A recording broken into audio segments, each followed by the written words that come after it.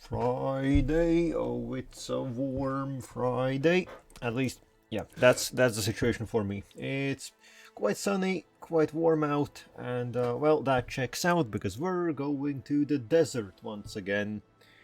Yep, it's deserting time, it's sunny time, it's Jadari time. Praise Sorel and all the rest. Oh no, there is no rest. Sorel is the only god, as we know. But yeah, time to go back in. And in the middle of today, I am skeptical about how some things will turn out, because oh yeah, conquest is something we'll be doing all the time. That's nothing special. The wars that will be had today, I think, will be all on the easy side, considering that Bolvar has decided to blow itself up effectively. Rachen is a tough nut to crack, but I don't think I'll be doing anything there today. And today's big issue is gonna be one that dictates a lot of things for the rest of the campaign. Because today's big issue is succession. And as we know, in these types of games, succession, well, that's always... well, it's always a problematic one, isn't it? And last time we did end on a failed... we ended on a failed attempt to make a baby, and... ow. Okay, now I see. Oh, this changes things. We can only cast a spell once every 10 years. Well, shit. Well, shit. I didn't consider that as a possibility. I guess it checks out. You're not meant to use it too much. Well, 10 years is a long time, considering that basically every stream up until now, I think, has been just about 10 years. A bit less even.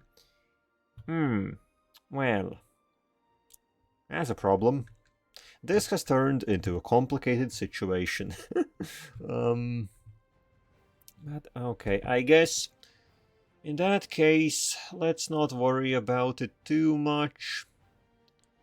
And I think, yeah, as I said, mostly we do have an heir. It's not like things will implode if Jadar dies and we have no one to fill the slot. We do have someone to fill the slot, though that would be a change of bloodline, I think, because, yeah, the Jexizir bloodline would effectively die out, which wouldn't be good.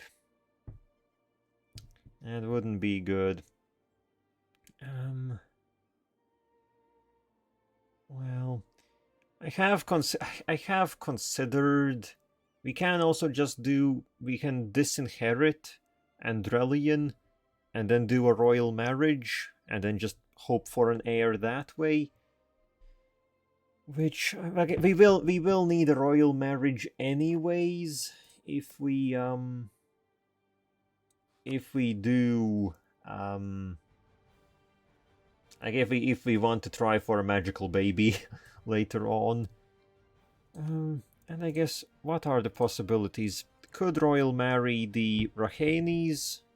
That's a thing that can be done. Actually, wait, I should just look. I'm a big dum-dum. I should just look at the diplomacy. I need to be using this more. Royal marriages, so... Aska Evron? Oh yeah, Aska Evron are these guys. And then a few... Okay, and yeah. Who are you? Who are you people? These are humans. Aska Evran. Aska Evran are elves. Yeah. They don't have anything going on. Okay, sure. You know what?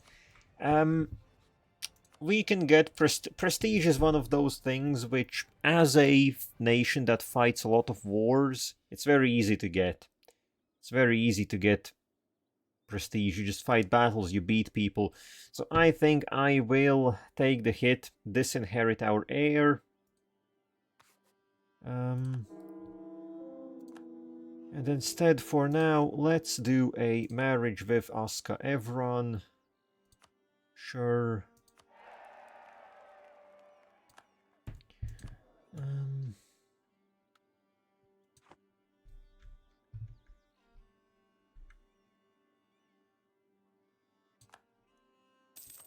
And wait, we didn't get a consort.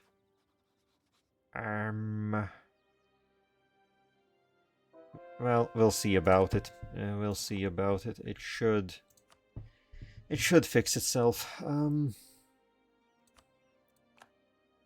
Continue converting. If not, I'll have bricked it. Well, actually, I can't brick anything. That's why I have the saves, right? That's why I have the saves.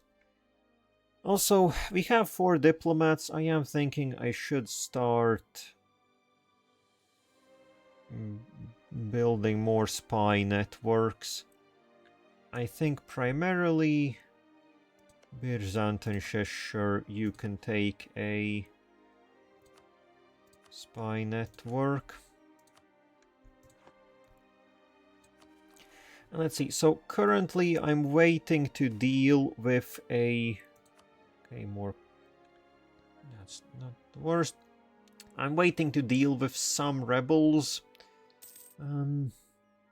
We have a few potential ones that could pop up. Otherwise, I'm prepping for what wars exactly? I think the Tulukt are coming up not that long in the future. Yeah, 2 years. Effectively, no. 3 years. Effectively 3 years. That will be against Nolokaz as well, but I'm not too worried about that one.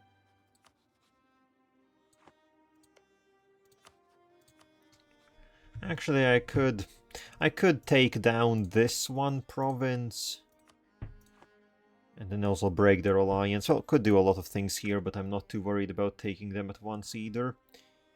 And then everyone else here, as we know, is effectively fucked up, broken. They have nothing going on.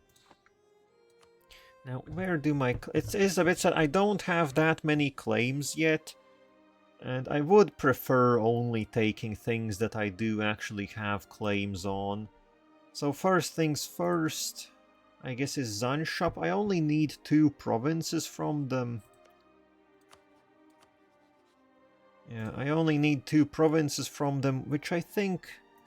Because where is that mission? That is the heart of Bolvar. So we need... This is it's a bit shitty because it belongs to 3 different people. And that would give... Yeah, because that would give a lot of claims here.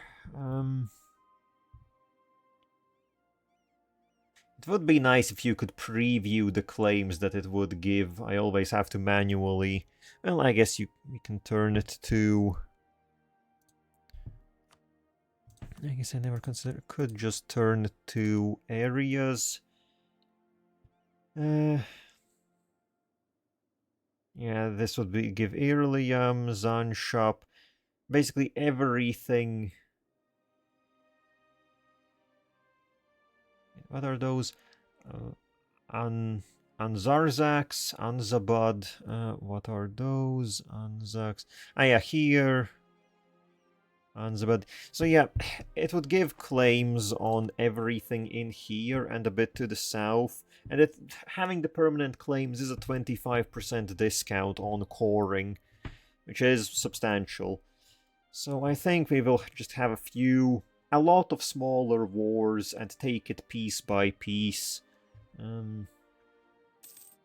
It does mean it takes longer, but still acceptable for me.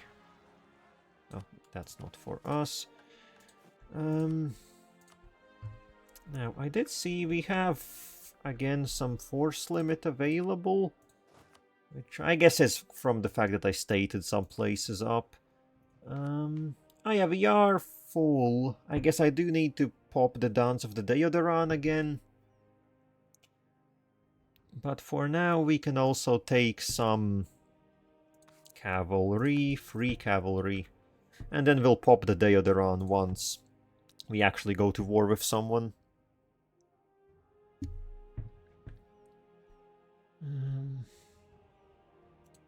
Oh, I can see... Ah yes, since we see Vex now, we can see the Empire of Anbennar. Everything is still quite normal. But once the religions start splitting up, that's when things are gonna get problematic for them.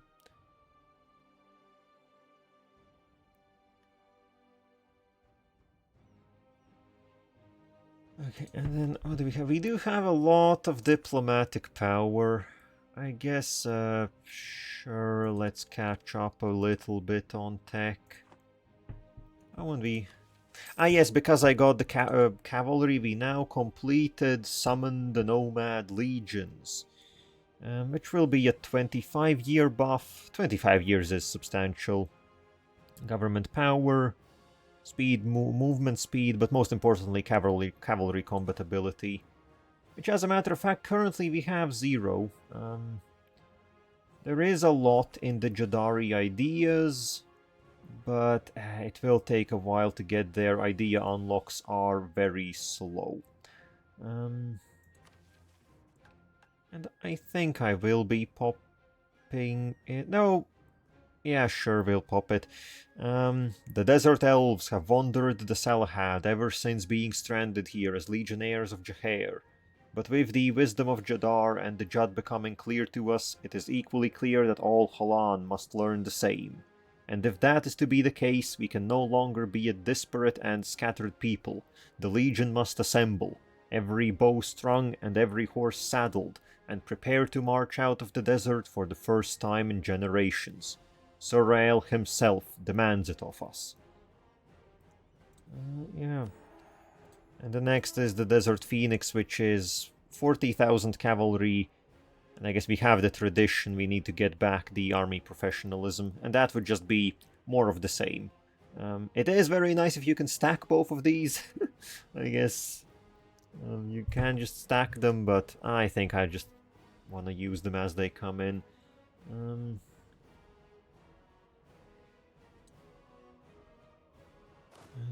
You know, I think I will send one unit of cavalry here. And then these two can go...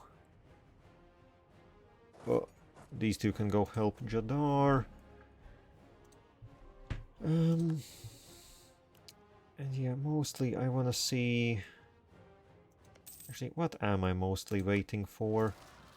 Ah yeah, right. Well, these guys. These guys is what I'm waiting for. Deal with the separatists.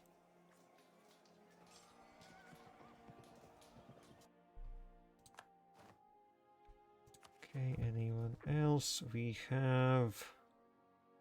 Ah yes, the Bakintasi might rise up. I guess they do have high development lands. Then at 90%, who are you? Oh, all the way over there. No, a great advisor. Oh, that was our discounted advisor. I guess... Oh, my... I remember from events I had picked up cheaper advisors, but looks like they all have died, sadly. I guess already of old age. So, realistically speaking, Spy Network, I don't really need any of these. But I will pick up I think I will pick up a discipline advisor once again, since we have the option.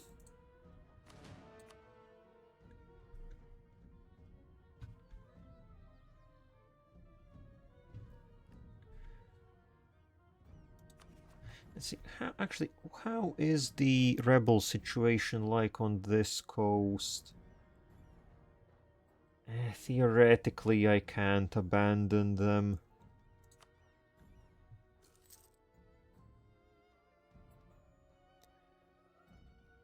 But I am considering that we could have quite a quick war.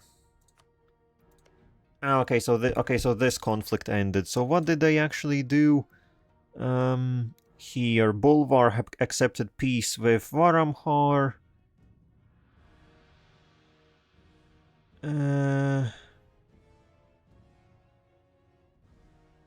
Okay, did they subjugate them, or...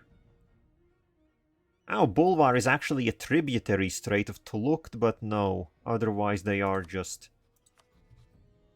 Oh, and the Tulukt aren't even...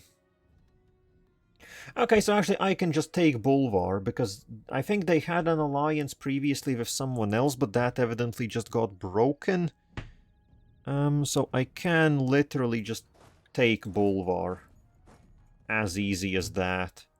They currently don't have anyone else. There isn't anyone else standing with them. That's gonna be like taking candy from a kid. Arguably even easier.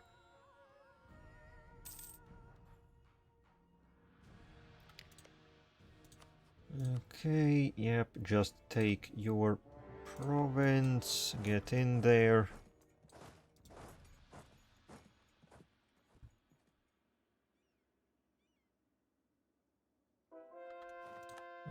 Okay.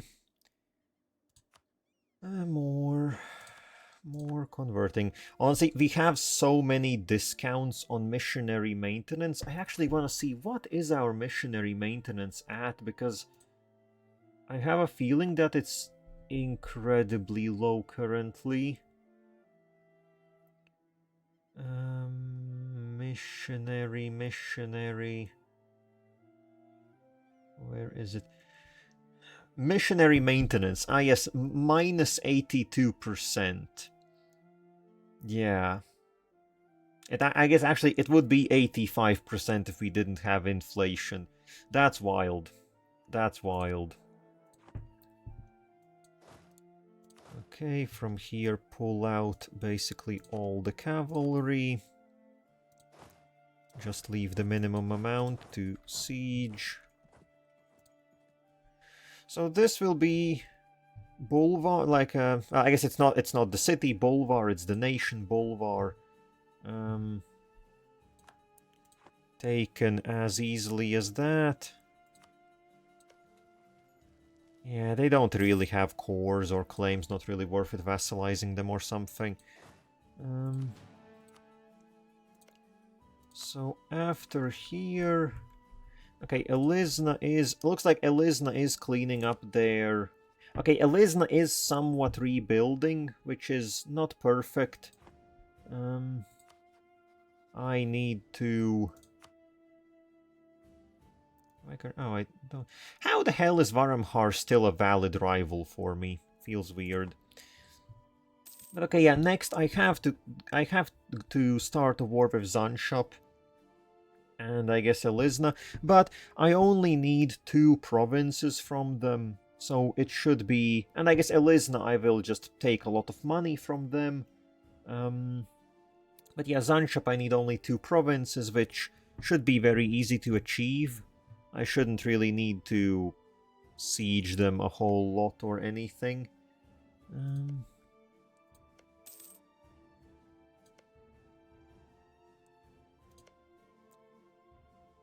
Maybe just take whatever the war goal is gonna be.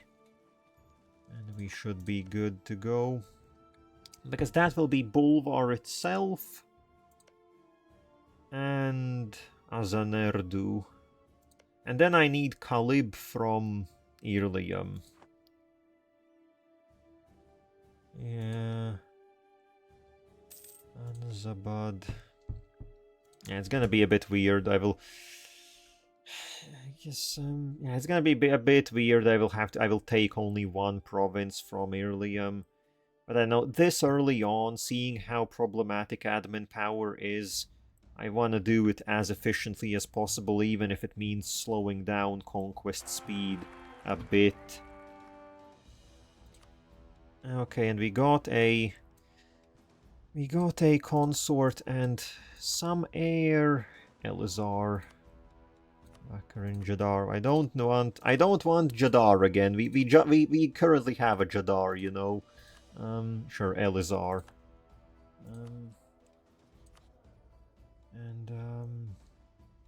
I don't remember. I don't remember how it was with. I don't quite remember what the situation was with powerful magicians. If it was revealed instantly, or if it also was only revealed once the child is of age. I think we'll see about it.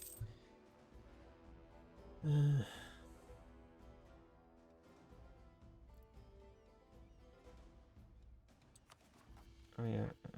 Okay, there we go. Yep, that's one siege done.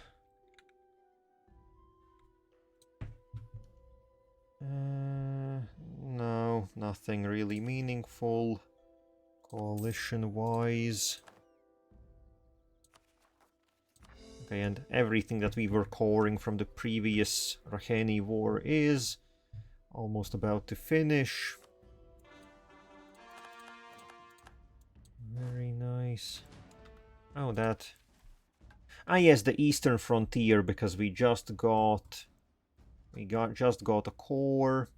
So that gives a buff to Dovharol over here, which is, well, I guess supply limit, recruitment time, local defensiveness. I guess the local defensiveness is okay. Means if someone tries to get through here, but I know, yeah, it's not really going to be used that much. And that was unending and unconstrained. Such describes the way light pours out of Surael's sun, spreading in all directions and bringing its warmth and comfort in tow. Such must also describe our efforts to spread Surael's light to every soul in Halan. As such, it is time to march the Legion towards the rising sun. Our first conquest, the beginning of the long chain of campaigns to come, will be the mountain fortress of Dovharol. No walls can keep back Surael's light or our forces, and it should make an excellent logistical and tactical base for future endeavors into Rahen. Now, we also got ourselves a bit ahead with Divide the Coast. The way is lit, the path is clear. We require only the strength to follow it. Now, where is that quote from?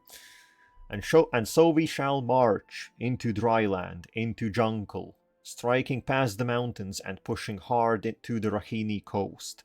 This is a land that has forgotten Surael's light, and we shall make sure it burns bright overhead once more. So, yeah, Darkest Dungeon, like, I do hate the RNG in Darkest Dungeon sometimes. It's one of those games that can really piss you off. But like the narrator is just fantastic. The narration in that game is just something. All the quotes, everything. Divide the coast. So that now gave us, yeah, now we have plenty of claims in here, into the center and up to the Marutha Desert.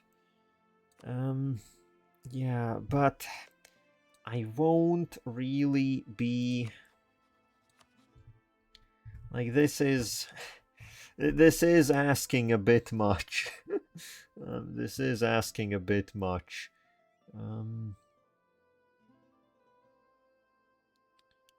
Oh, Buvauri are currently... What are the Buvauri up to? They're fighting a lot of people. And they have wrecked themselves. Do you have to be like that? Do you have to be like that? Well, I mean, it looks like everyone over there has wrecked themselves. Really, I need someone to wreck the Raj. That's what I need. I need someone to really mess up the Raj. Admit there are these northern powers, but they're not really doing anything. Usually I guess the command doesn't really fight with the Raj that early on. The command fights more towards the east. Though admittedly they are neighboring the Raj over here already, so they might do something. But yeah, really, what I need to happen is for things to go wrong in the Raj internally. Which, alas, it doesn't look like that's gonna be the case. Well, these guys are at 47 Liberty Desire, but they are also the biggest around the block. And these are at 43, which is quite good. Well, quite bad for them, good for us. Yeah. Well, okay, next.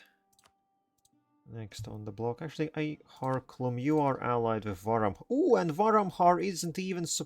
no longer desires Harklum as an ally. Minecraft eating noises. Nom nom nom nom nom. Don't mind if I do. That's literally just a free pickup. Literally just a free pickup.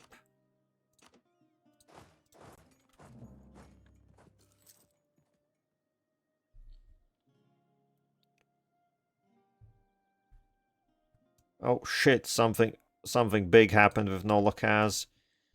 And Venail, yeah, Venail, potions for adventurers. For most of history, potions have been extremely hard to craft, with it requiring an extremely skilled alchemist to produce them anywhere near a reasonable rate. However, recent breakthroughs have allowed for far easier potion production, and combined with the ever-increasing demand from adventurers in Eskan, potion sales have gone through the roof.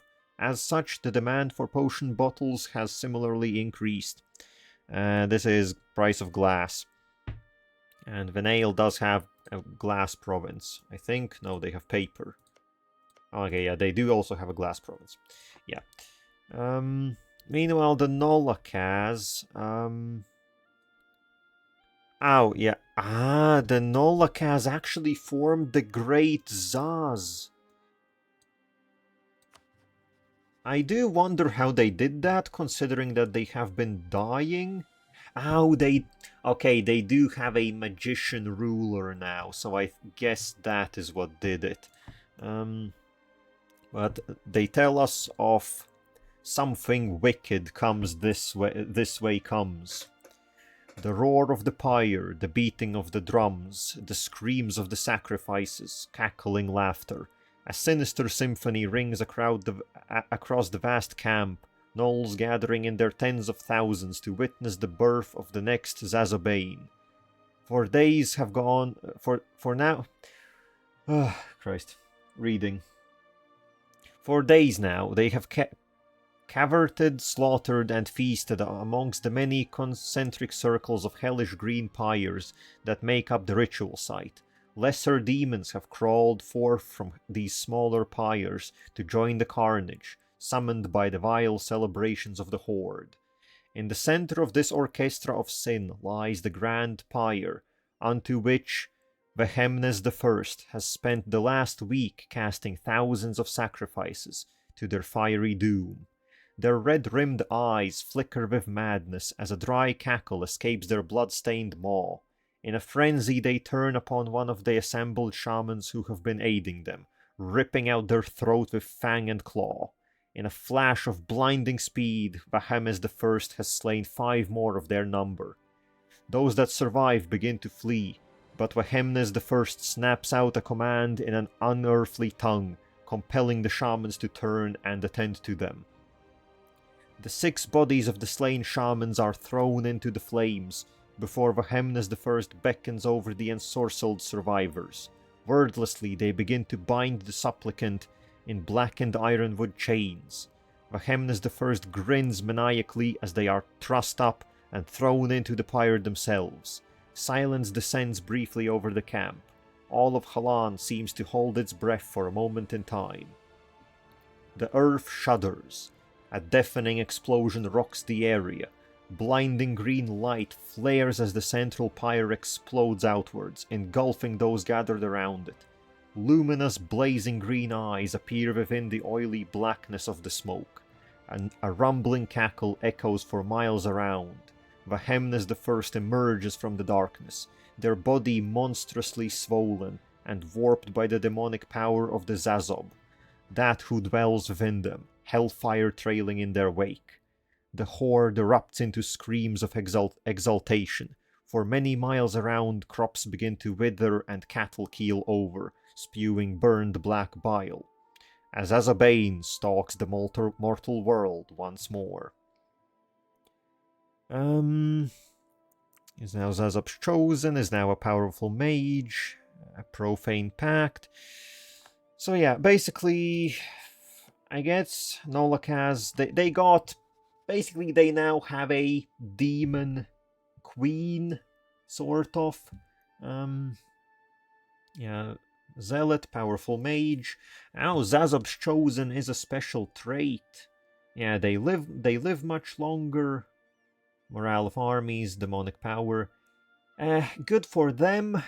It doesn't matter the fact that I will absolutely butcher them, I think. Because, well, yeah, cavalry go brr. Now, then again, they do have 20 odd thousand troops. I guess I should deal with them. I should deal with them in a timely manner, I guess.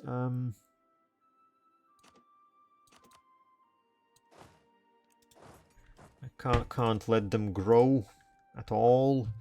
But I don't know, I don't think they have many chances of expanding.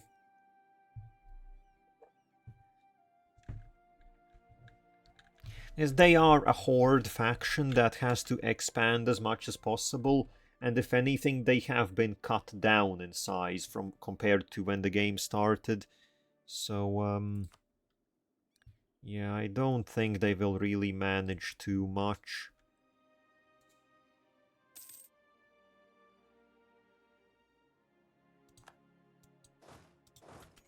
Okay.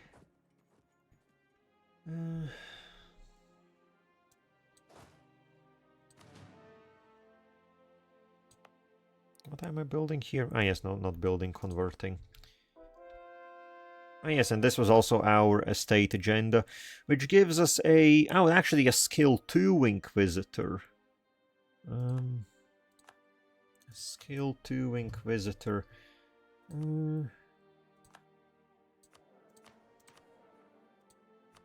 How expensive are they? 2.4 gold. Yeah, that is some money. But that would also complete... Where is it? Back to the Dwarven missions. Light for the Dwarves. So... This is... I guess I need an Inquisitor, and then... I will need to pay 100 Diplo power, but it will change their religion to the Jadd, which is very nice. Plus it gives us a little bit of dwarves in Ebushuptu. And I guess I could sponsor their expansion. Though realistically, Light for the Dwarves is where I was planning to stop on that mission path. Also, I think, do I need... Okay, yeah, I do need to improve relations a little bit with them.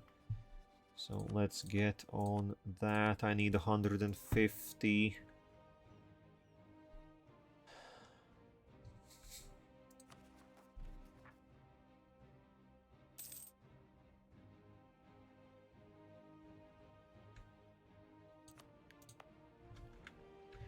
Yeah, once we convert a province, unrest drops massively.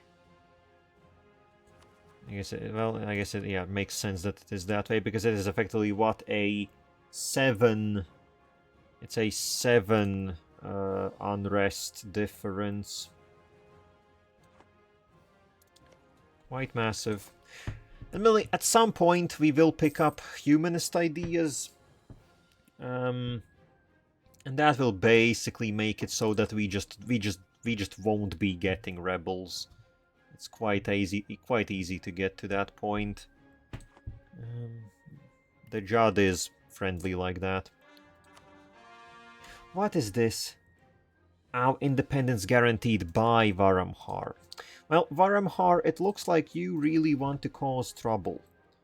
They don't have any allies. Well, boo-hoo for you, boo-hoo. You're about to get kicked in the bum.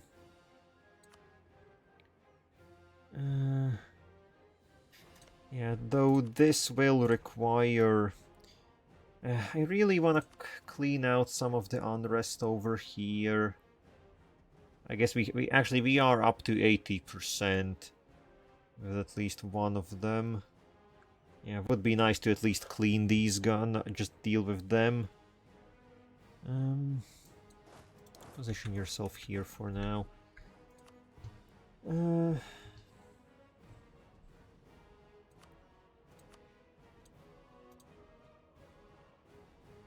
Okay, yeah, still not too much. Not too much aggressive expansion-wise. Now, taking Varamhar and Bulvar, that is gonna drive up the aggressive expansion. But realistically, the only people that it pisses off are the other elves, because... Oh no, actually, okay, Elisna is also the Sun Cult. But then Keterata has their own religion, so they don't care. Which is one thing. Anbennar has a lot more religions than Bay CU4. So aggressive expansion is a lot easier to manage in that sense, because it gets split a lot more. Yeah, I forgot that we are already out of goddamn Diplo relations.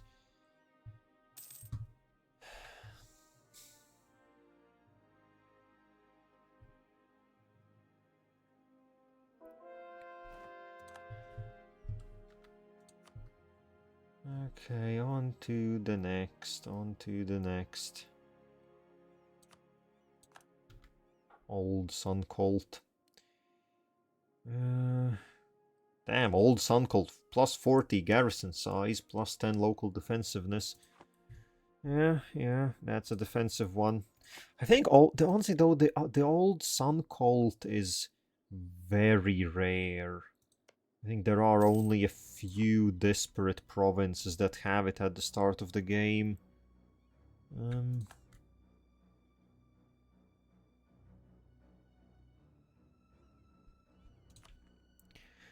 Okay, there we go. Another nation taken. Another bit of money obtained.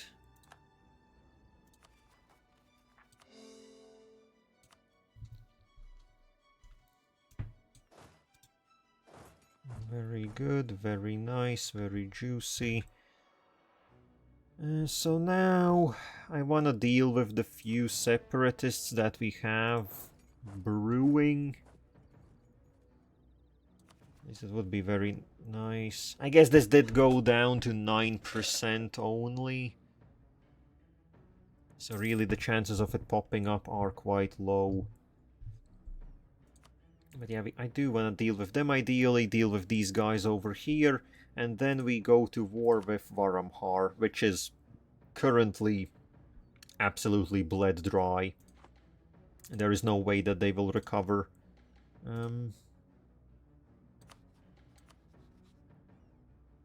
Yeah, I would rather... I could fight them all at once, but I would rather not.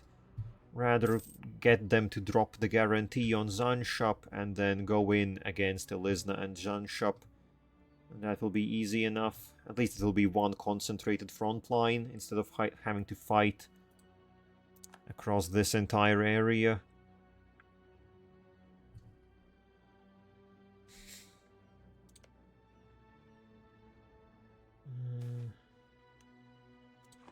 Harvest failures? No. Well, when the harvest fails in some random desert province, believe it or not, I don't care that much. And oh, this doesn't look good. What the hell is happening here? The Buvauri are...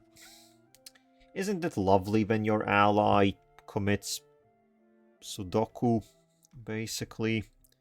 Truly lovely. Oh, what's this? Ooh, the Great Zaz is going for Keterata. Honestly, how are they managing it? They only have they have 26,000 men versus the Keteratan almost 40,000. I would think, like, obviously they are gonna have a really good general in their leader, since they're a magician, but scandal at the court. What is this? A scandal has erupted in the royal court. It seems that salacious rumors have been spreading regarding the promiscuousness of the herald's daughter. Wait, the herald's daughter? With the result that the Jexizur family has become the laughing stock of the Jadari nobility. Do we even have a daughter anymore? That is... I'm pretty sure... I guess what does... I guess Jezien still counts as our daughter, though, it would be weird if that's the case, but sure. Okay, lose stability or gain corruption and go a bit of money. Honestly, corruption is what it is anyways. I'm not too worried about it. We can, yeah, the stability is much more important. You can keep... Actually, it would be nice to convert Samia's Edus Vasinis 2.3%. It would be nice to get our religious unity a bit back. So actually, I guess I have to focus on converting some of the bigger impact provinces. And we are also almost maxed again. I guess duty. Toggle that on and off a bit.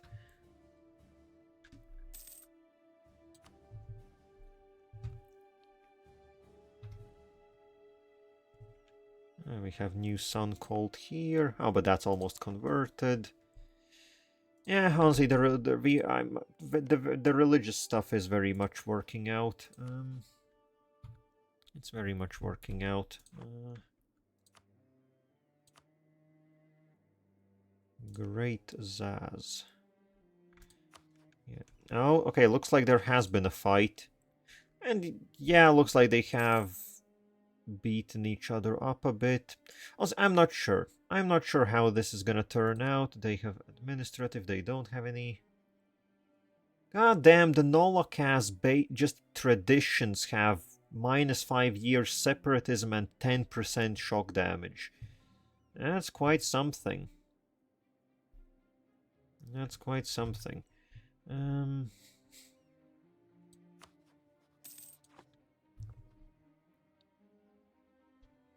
Oh, there's the Eliznan army. Saw that for a little bit. Okay, now come on. These rebels are pulling my leg a bit. Oh, also, okay, we are going over governing capacity. But yeah, that's just gonna be that way. Guess how much? We have 600 almost development.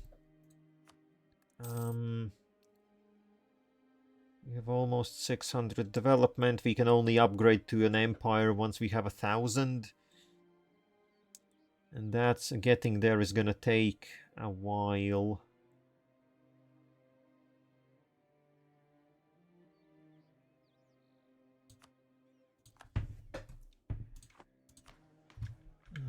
Oh yeah, also I forgot to activate the dance the day of the run.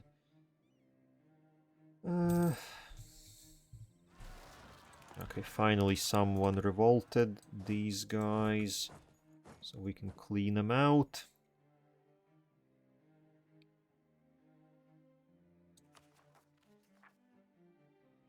Feng Shui.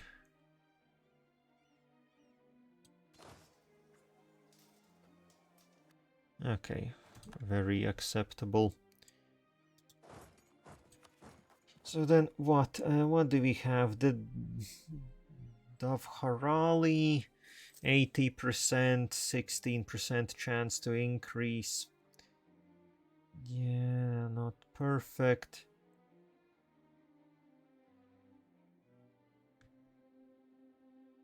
Probably, actually, what is this army's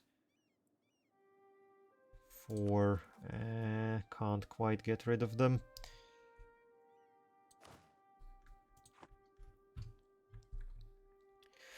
Actually, it's quite surprising how well manpower is going. Oh, there we go.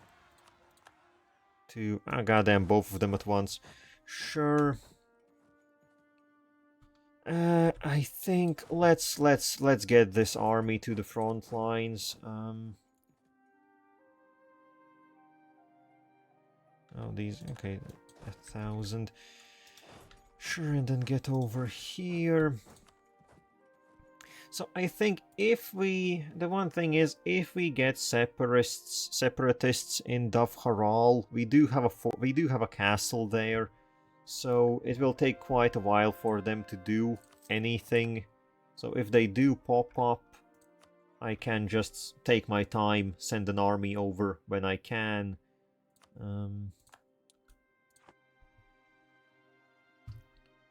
Currently, we need to keep the ball rolling. Rolling. You keep rolling. Okay, that's also under a fortress's protection. Mountain fight, not the best, but yeah. Well, the shock phase resolves everything. Okay.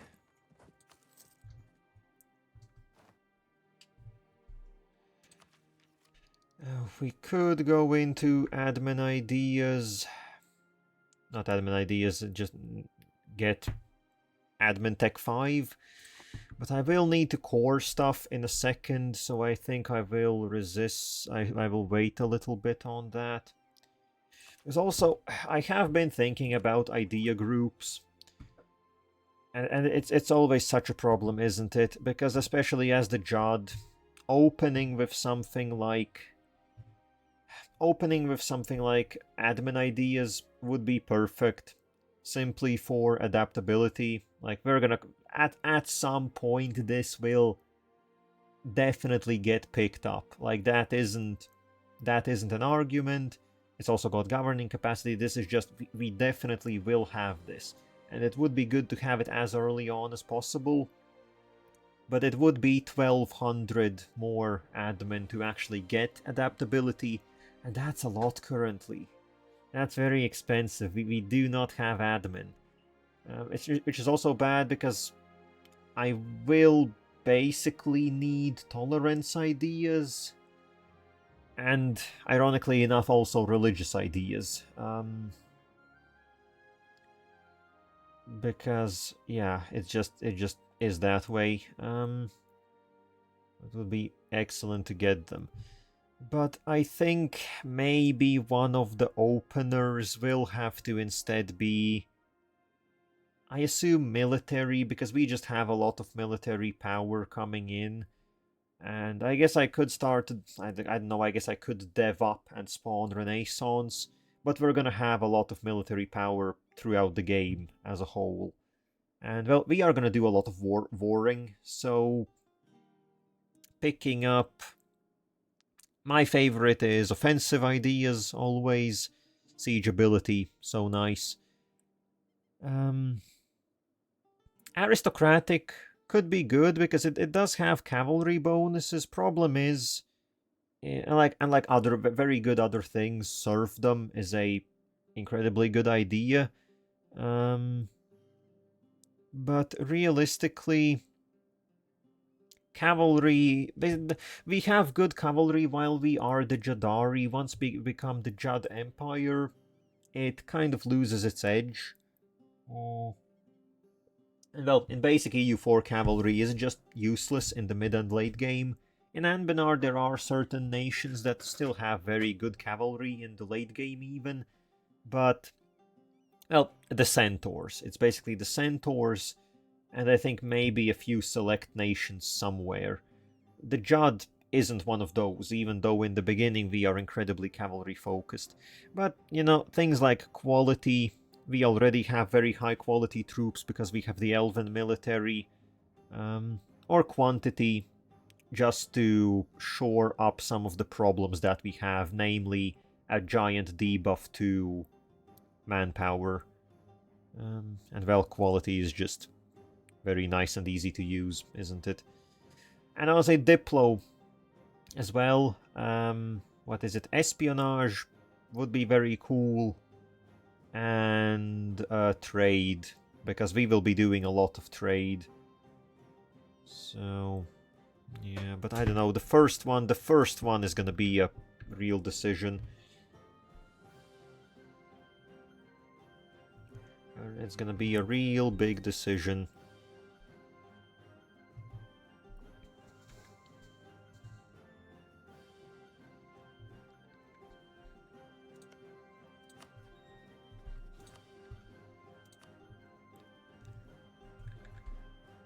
Okay, so second army has arrived. I don't have to worry about any rebels this moment.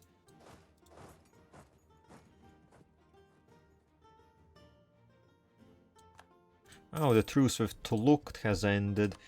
I think I will wait a bit. How is Keterata doing? 31,000 versus... Okay, looks like Keterata is not doing good. Well, piss. Maybe that means I have to help them out. It would be nice if someone beats Keterata up a little bit, but I don't think it's that nice if it's the Great Zaz. I don't want to see them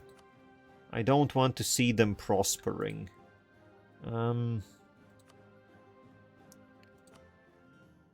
Plus, I guess Keterata isn't really interacting with anyone else. I think it will be easy enough to deal with them when the time comes. So, well, I guess the gnolls are out of manpower. I could just steamroll through the Tlukt. Sure, these guys as well.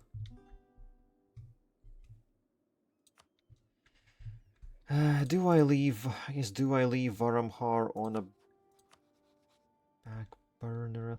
Also, they have allied Aska Evran. I have a royal marriage with Aska Evran. What do you think you're doing? Well, Aska Evran is in crippling debt.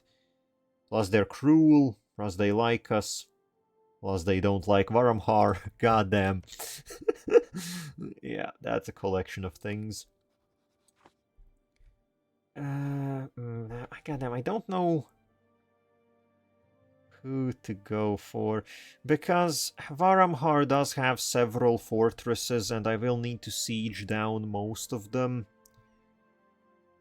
So I think let's deal with the gnolls. Sure, let's deal with the gnolls while we have the option, while they are weak. While they are weak, let's just cut them down. I don't think they would spiral out of control. But you know, I would rather avoid it than see it happen and then have to deal with it.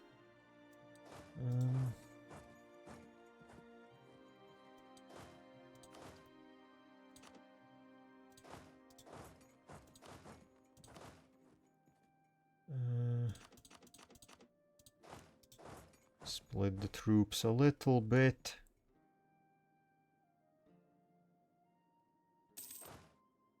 Well, that should be one pack deleted, even with the mountain debuff. Yep, bop, bop. Yep, there they go.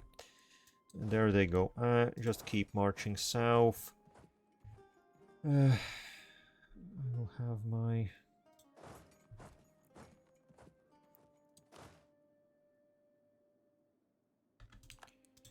Okay, march through, split you in half. I will take all of the Tlukt lands in this war, and I guess I will take Dune Gap. I'm not quite sure if I need anything. Because where do my claims go? Yeah, my claims don't actually go into the Great Zaz. I think as far as the Great Zaz goes, I will just take all the money I can get from them. They are basically my piggy bank. And oh, I forgot that I guess it has been 10 years. And well, we are in the region. Ekluzagnu rebuilt. That's an achievement. Oh. While no city is built in a day, a mere decade seems as the blink of an eye for how far we have come. Standing in the shattered ruin of the Galibar Gate a decade past, it seemed a hopeless task to restore a long-abandoned city crawling with squatters and monsters. And yet, Ekluzagnu has bloomed into an oasis in every sense. An ancient spiral pipework that delves down to some hidden enclave at the river still faithfully pipes water through the citadel, even after what must have been 1,000 and odd years. It feeds a system of pipe-like flows tucked away in the eaves of the caverns, which themselves feed crystal-clear pools of water scattered through the labyrinthine twists of the hand-hewn city. The few shafts of sunlight that peek in past the shattered crest of the mountain foster bountiful gardens, planters, and hanging pots filled with topsoil from the fertile land downstream. This little boulevard of the sands shines with ample splendor to suit an empire. Downriver, the modest city of Surzagnu had largely dominated the region, but the reconstruction of the Ekluzugnu has outpaced it in glory. Just as it flourished, so too blooms the little stone of the Stone Palace. While the traders, diplomats, and sightseers are most often drawn to the now bustling Galibar's stone-hewn markets, the whole region grows prosperous, into an oasis in the overland route from Bolvar through the Salahad. The ancient dwellings, inhabited on and off for 1,000 years now, play host to shops that hawk exotic goods from the four corners of Halan. Their patios draped in tapestries of elven silk that shield the market from the heat-beating sun of the great rift above. The cries of exotic beasts, the smell of 1,000 cuisines, welcome every traveler. Weary travelers. I can't read today, as I guess most days. So, Ekluzagnu. Yeah, the debuffs get removed. It gets a level 1 trade center of trade. I guess a new trade good will be produced there. And it gets, until the end of the game, plus 10 defensiveness, 50 supply limit, and negative 50 development cost. I guess it is in a mountain, but still, a mountain is plus 25, right? So... oh no, mountains are 35. I guess mountains are 35, arid gives plus 10. So it basically, the minus 50 counteracts... it counteracts the existing negatives there, is mostly what it does. But well, still, that's quite impressive. Yeah... I guess I have to say, I was hoping for some Empire-wide bonus. I guess it's a bit disappointing that it doesn't have anything like that, but oh well. I'll take it. It wasn't all that expensive, or much of a problem, really. So...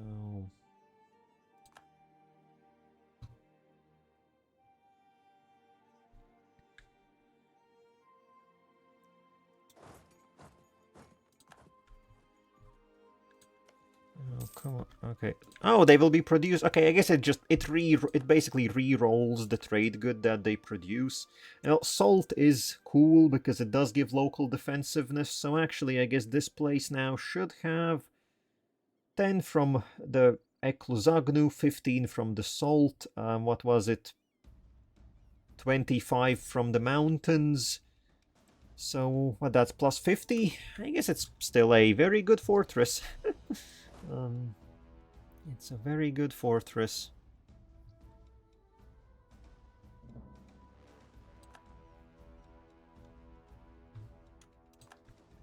No, our agent was discovered. Ow, the Keteratan capital has been... No. Oh, wait, Nate. No, Nirat is the capital, although it is currently getting besieged. Where is the Keteratan army? They have 32,000. I guess they physically cannot beat the Nolokaz. Honestly, currently I also wouldn't want one of my armies to fight their entire army.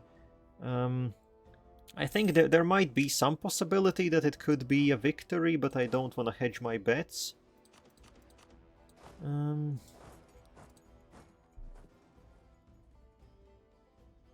I need to finish this siege up here, get both armies down south. Though at least it does seem like the Zazan army is fully occupied fighting Keterata. Evidently they're not turning around to fight me.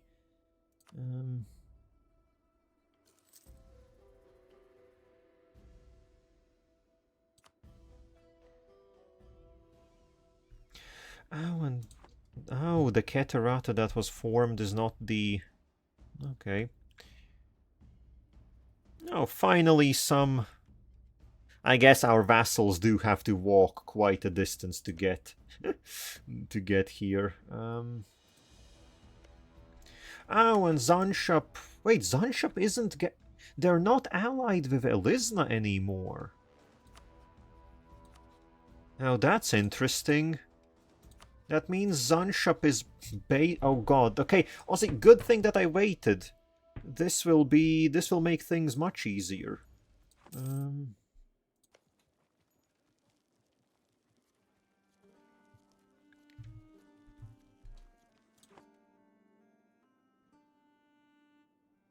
Oh, walls breached, very cool. Very nice, very cool. Actually, now that I think about it, I haven't... This is, yeah, siege ability. About time to pop. That's the Deodoran. Would have been bad to miss out on that combat ability while, when fighting the Null main army. Plus the siege ability. I guess good thing I haven't sieged that much yet. We still have most of it ahead of us.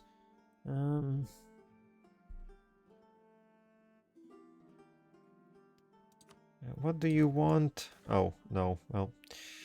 military ideas of Erelessa. Nice. Our queen is... Considering that I kind of got her on a whim, so to say. But yeah, she's a inspiring leader. So, 50 admin power. Sure, cool. Admin power admittedly isn't the thing I need the most. But you know, I won't complain. I guess they're requesting passage because I guess they want to fight somewhere here. I do not care. Also, the Buvauris are dying to they're dying to peasants. You're supposed to be the powerhouse in this area. What happened to you? And wait, is the Raj at war? The Raj is at war. The Raj is at war with the command. That's huge. That's huge. It has happened. It has happened. The command with 50,000 troops is at war with the Raj, which I think has around 80,000 combined troops.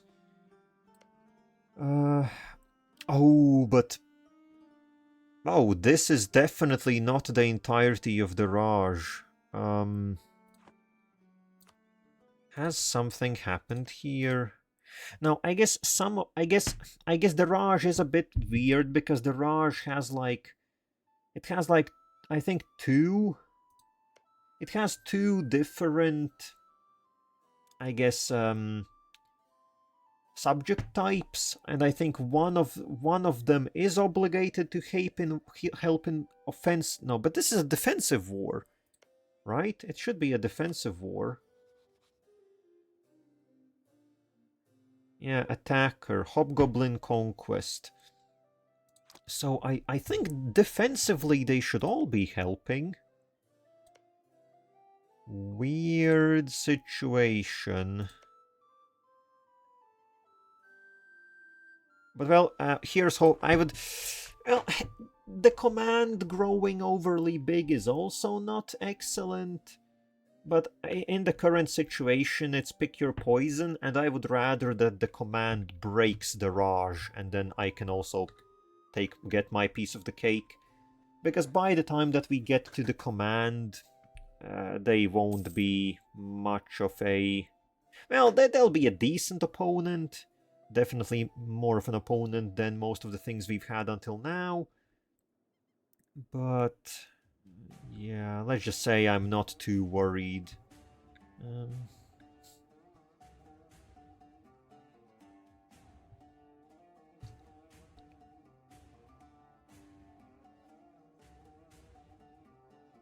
Okay, the sieges are progressing very nicely. This, I guess, because of the mountain, this one is going slower. What can you do? Oh, well, I said that, but then we get a incredibly lucky roll. Excellent. No separatist problems as of yet.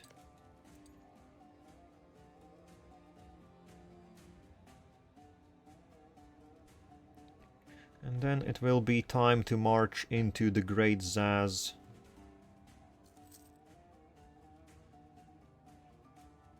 Okay, yep, actually time. Get in there.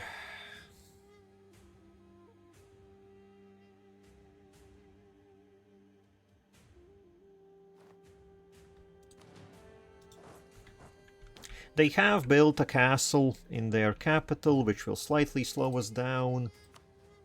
Okay, and the Keteratan... Okay, the Keteratan army has been obliterated. I assume they just cannot stand against the War Wizard General. Understandably so.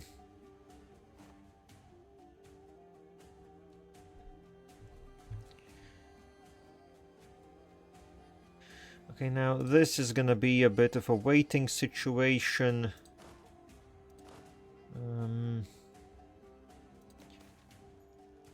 Oh, rising support among the Sun Elf population. 10 production efficiency and -2 unrest. Very nice. We do have... Okay, they don't have any fort defense, so hopefully we will chew through quite quickly. Just need to get some decent enough rolls. And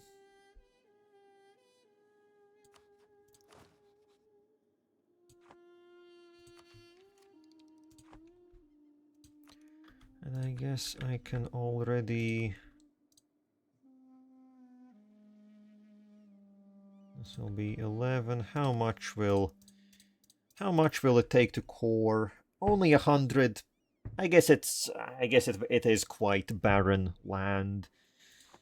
So that's making me think I'm inclined to... Oh, but 770 admin.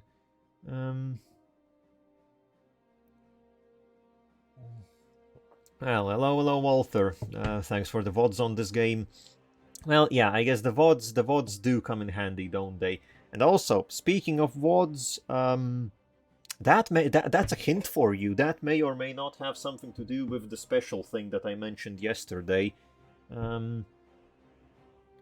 Which, Yeah, that's gonna be something. Well, actually, honestly, since we're on the topic, might as well talk about it. It's I know it's nothing super big, and it's not fully set up yet, but your boy has put up a YouTube channel for VOD purposes, currently only. Um, yeah, I still need to figure a lot out. I haven't done anything absolutely with YouTube previously. I'm not one of those people that like, I don't know, in their childhood have played around and like put up a video for school or something. I've absolutely never done anything with YouTube, so it's all kind of a new thing for me. And yeah, like I hadn't made one previously because I think the games that I played, I didn't really think it super worthwhile saving those streams. Maybe for the, I guess maybe for the Songs of Six series, I could have considered it, but I know I thought that was a bit all over the place, so I didn't. I think this campaign is the first one that has sort of a story, and I guess if someone tunes in and they might want to know something, how it started or whatever, like I guess like in your case, if you don't know the setting and everything. So I figured this was a good kick, a good push to just get something set up. And I think I have the first VOD uploaded. I haven't yet published it. I need to set up like a thumbnail or something, and I need to just figure out some details. So I don't know when I will start like actually publishing everything, but rest assured I will try to at least keep up so that none of the current VODs run out of time and get deleted. The first one I also have just downloaded on my PC, so this entire series, I guess let's call it that, should at some point pop up there, and yeah, stuff like that. Won't really be editing anything or stuff like that for now. I think I just wanted to set it up for VOD storage. Considering that Twitch is a meanie and deletes it in a week, but yeah. Grateful for my conservation efforts. Well, I guess, yeah, who knows how all of this will go and how long the series will go and whatnot, but I thought, hey, if it actually goes properly and if it finishes, would be nice to have it all in one place.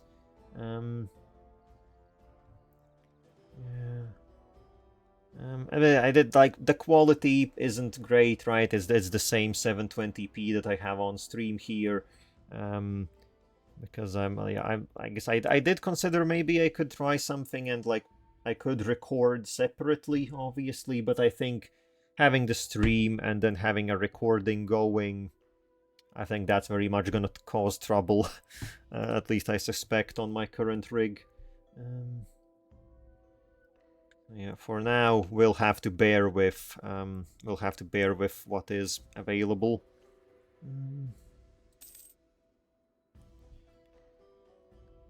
What's this? Yes, the gem cut, the Isle of Adrail. We are starting to get some of the just basic EU4 events, but they are adjusted a bit.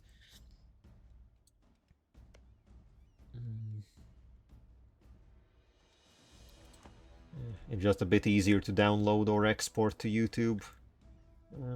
Don't mind it, as I mostly listen as I walk around. Well, yeah, my assumption would have been that, like, I very much assume I am second monitor sort of content. I would never even aspire to be first monitor stuff. Mostly just something to listen to, maybe take a peek once in a while. And yeah, right, like just downloading or like the built-in export feature. I set that up, and it's very nice, very easy. Like, yeah, recording separately would be an entire other thing. It's like a good fantasy audiobook. Well, okay, a good... I'm not so sure about that good part.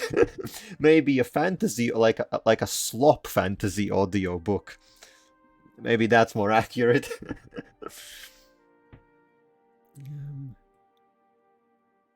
Maybe that's a bit more accurate. Well, speaking of fantasy, I guess what we've been up to currently, I'm fighting against a nation that just recently got a demonic possessed emperor, effectively, and sort of trying to save Keterata over here, who are they're Egypt. They're Egypt, and they're getting their teeth kicked in,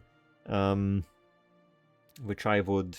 Well, I will conquer them at some point anyways, you know, but would be nice if they survived for a little bit and didn't feed the demonic horde.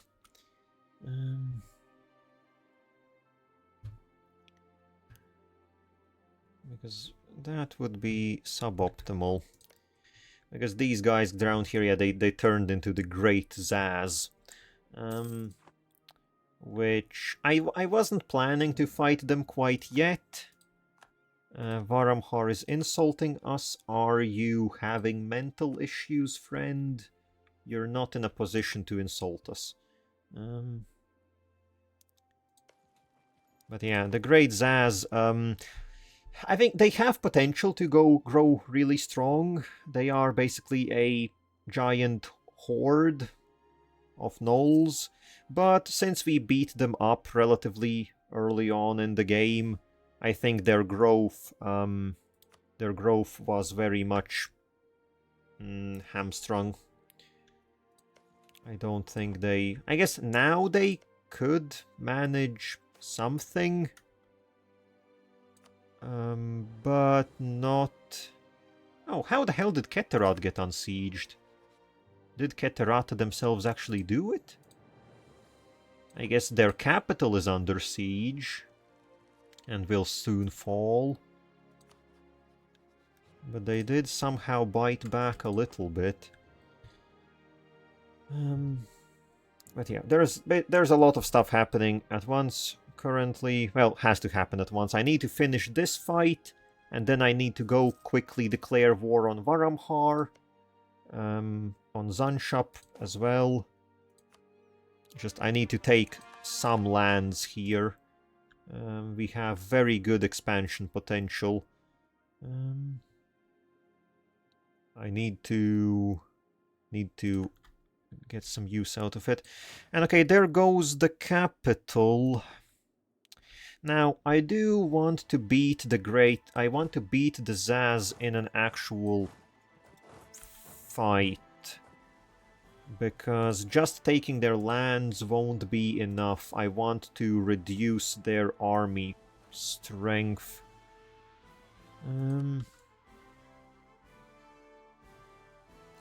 Because if I just take their land and don't actually do any meaningful damage to them, I think they will just keep... They'll keep rolling, right? I have to cut them in a meaningful way.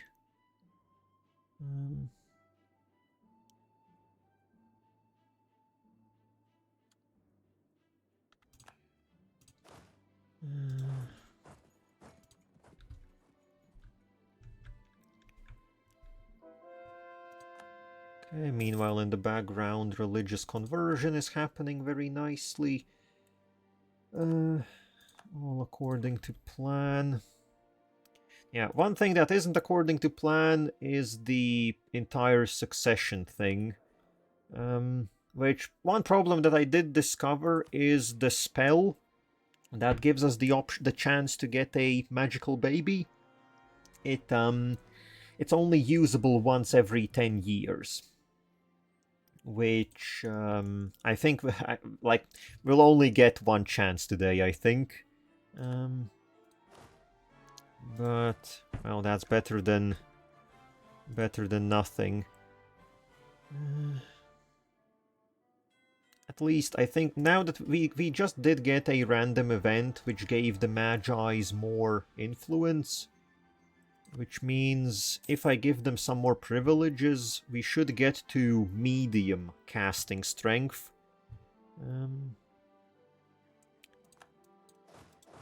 Which means the success chance should just be bigger.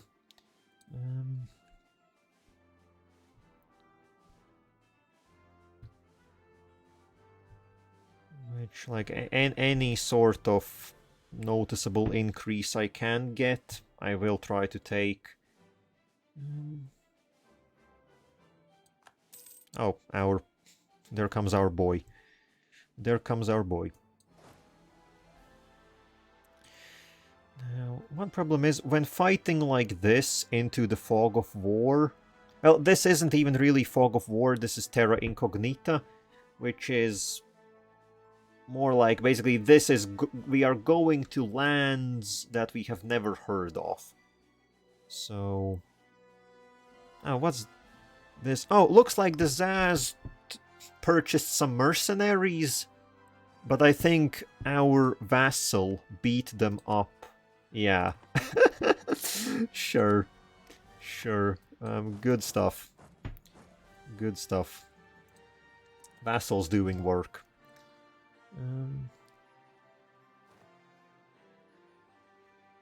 Vassals are doing work.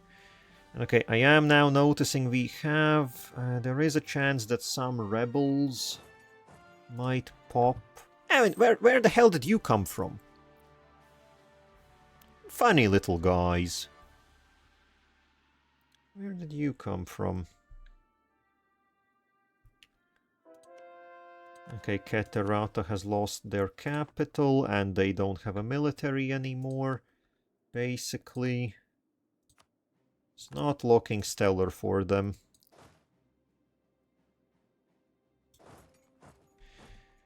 And even though I have basically conquered all of the Great Zaz homeland territories, they still... they're not coming back home to defend. Which is certainly a choice. Oh, there is a fortress here.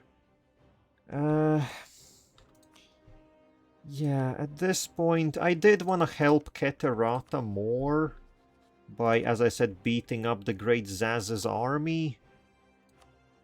But, I don't know. It looks like I might just piece them out. I have a lot of war score. We can get 500 crowns. I can force them to... I don't need to end any alliances. I can oh, they don't want to be humiliated. They don't want to be humiliated? What do you mean? Just you wait and see. Oh, there is a special... I didn't even know this. There is a special war goal. Not a war goal, but like a special war demand that you kill their leader. It does cost 90% war score. Which but I guess that would... I assume that would definitely be the #1 way to stop them from doing anything. Just execute their magician emperor. Interesting.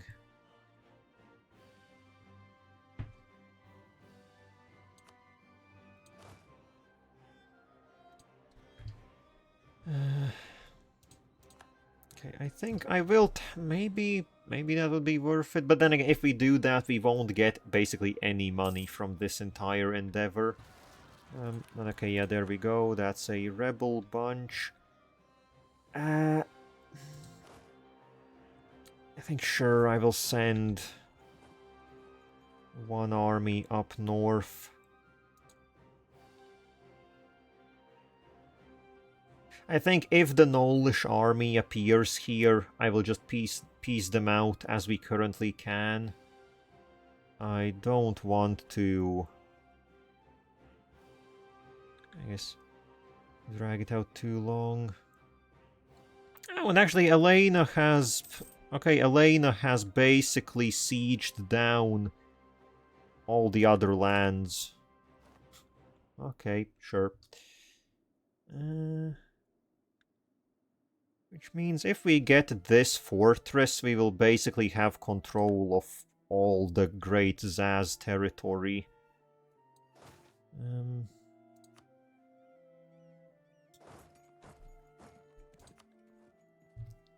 All the meaningful territory, at least.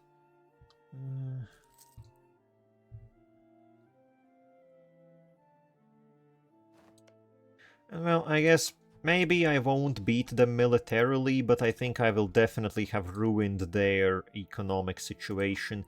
Because believe it or not, having most of your lands... Oh, they peaced out.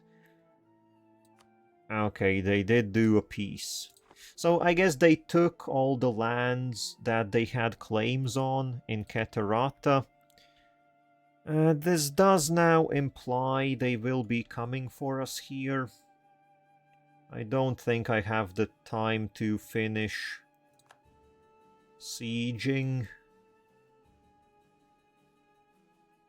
But I will give it a chance. Depends on how quick they are. Okay, yeah, recall that diplomat.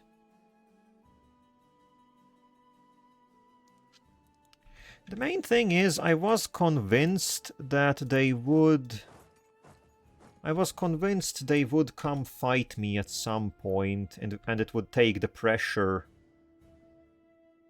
It would take the pressure off of Catarata. Okay, so they are only pulling 10,000 troops here. Okay, well, there is the entire army. But it doesn't seem like... Okay, that got cleaned up. They're not attacking us currently. And yeah, is that there? Okay, there is there. Zazob's Chosen. Yeah. 9 shock, 5 siege. That's what a war wizard can do. Okay, they are going into territories which I cannot see. Okay, we didn't take the fortress. I don't want to gamble too much. The Great Zaz. They're still not happy to be humiliated. Well, okay, maybe I will, You know, maybe I will gamble a bit, because currently it looks like they're just going to, what, I guess free their capital? Yeah, currently they're on the way to free their capital, and they're just ignoring my army in their lands.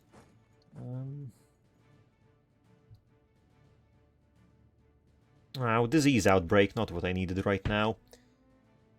Well, okay. I guess it looks like I'm sitting on quite a stockpile of all power. So, I think let's pick up national ideas. Sure. This gives us a idea group. Now, we do have 1,000, almost 1,100 military power saved up. I'm not gonna lie, I am inclined to just pick up a military idea group for the first one. And then I think take admin second. Does it have any interplay with offensive? Ah, well, okay, interplay with offensive is income from vassals and liberty desire in vassals, which is not what I need.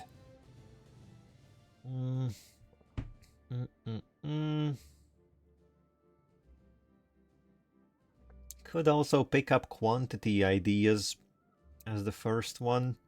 And yeah, then administrative and quantity gives manpower recovery speed additional 15%, which is very good. Yeah, or do I go into Diplo, pick up espionage ideas? Getting the negative 20% aggressive expansion early on is very good. Plus it also has siege ability. Advisors get decently cheaper, you get less corruption, which we have been struggling with corruption quite a bit. And then espionage, yeah, administrative gives even more advisor discount and corruption reduction. A lot of ruction. Ooh, like this is what I said, picking the first idea group is always such a big decision, and I'm not quite sure what I want to do. I think I'm leaning honestly towards espionage. It has good... The problem with offensive is the first half of the ideas aren't all that good. It's the second half that you really want. Espionage, meanwhile, is just quite good all throughout. Oh, because this will also give us... Oh, no, that's favor growth. Yeah, that's decent. We won't really... I guess the last two are not that important. It's mostly... And I guess the first one is also a bit of a bummer, but then state propaganda. You know, sure, espionage. Let's take that as our opener. And then currently I don't have any discounts on picking up ideas. You know, let's start putting something in there. We only need a little bit and we'll be able to get state propaganda. Which I guess would be nice to get before we go to war with the other elves. Because there will be a decent amount of aggressive expansion here and it would be nice to reduce it. At least as much as would be possible.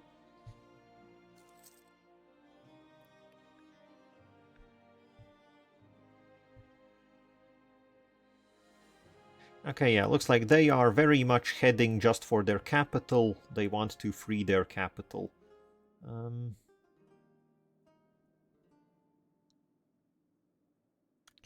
Okay, but there we go. We got their other fortress.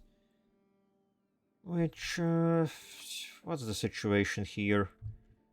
I think I could... treaties, no. I could demand that they kill their Zaz. Does that... It doesn't... The problem, though, is...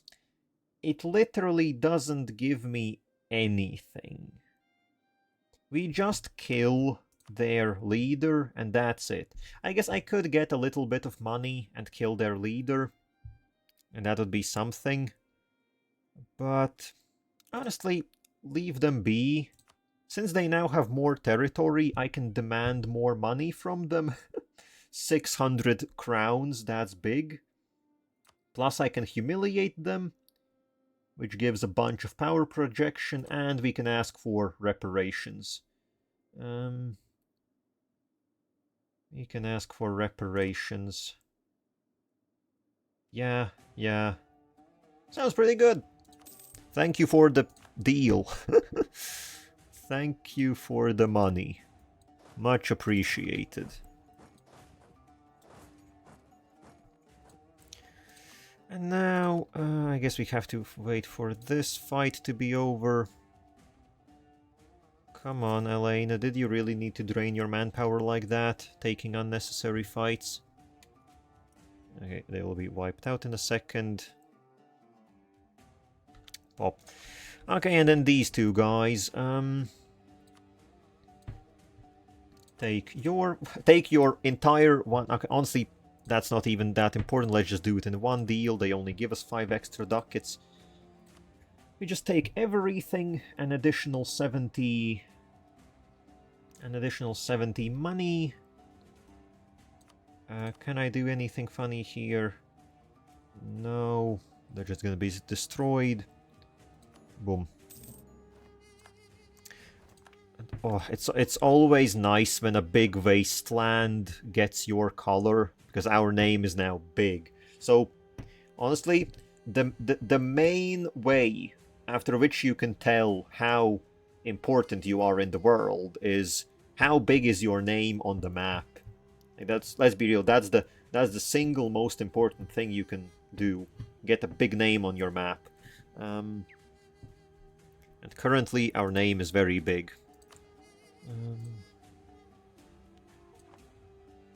Also, yeah, these guys are losing.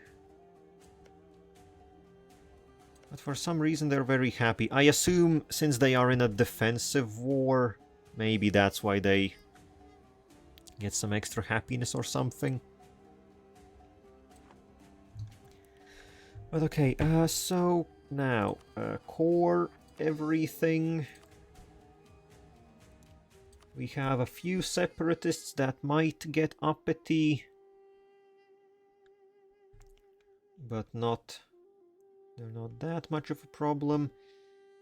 I think now it's time to finally to go into Varamhar. What's the situation here? Oh, they're at war with Serpent Shadow. Ah, they're fighting into the... Wait, who started this? They are attacking. Well, interesting. Well, yeah, Serpent Shadow doesn't have an army. And they're in how many wars? They're in 4 separate wars. They are being attacked by 4 separate entities. Well, I think Serpent Shadow isn't long for this world, suffice it to say. Okay, meanwhile, now. I guess I don't care that they have started... Oh, you're allied to Irliam again? Boo. And really, it doesn't mean too much. Following... Irliam still has Brasan as their vassal. Oh, and Brasan doesn't have an army. How did that happen? Well, yeah, as I said, these guys have just butchered each other. Incredibly so. What if I do this and this? It pulls in Brasan, but that doesn't really matter.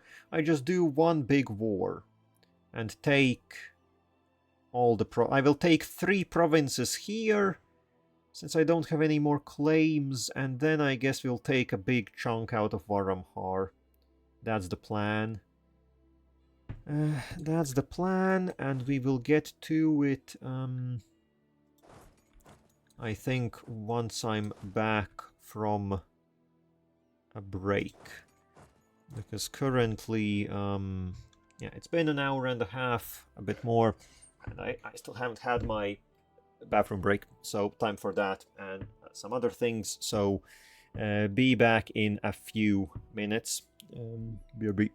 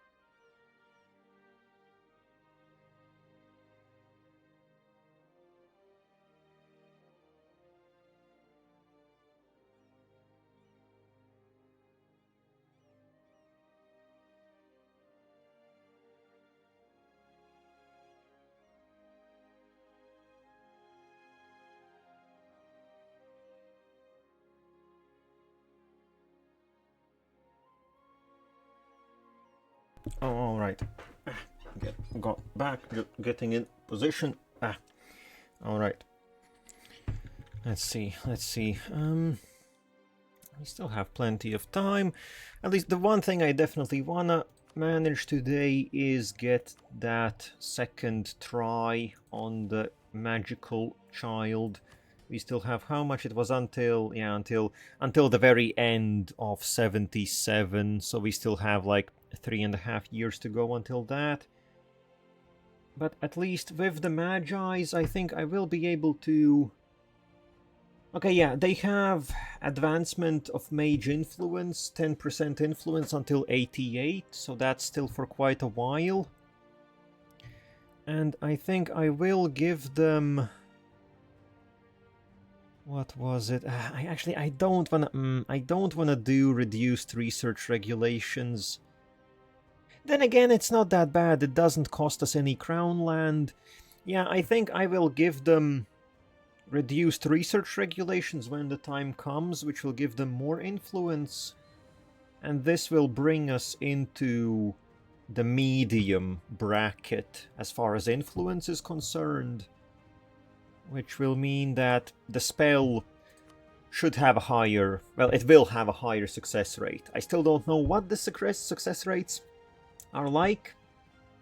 Because, those numbers are available. I could, I guess, crawl into the files or something and find them, but I don't wanna, and I haven't also figured it yet out how to do that.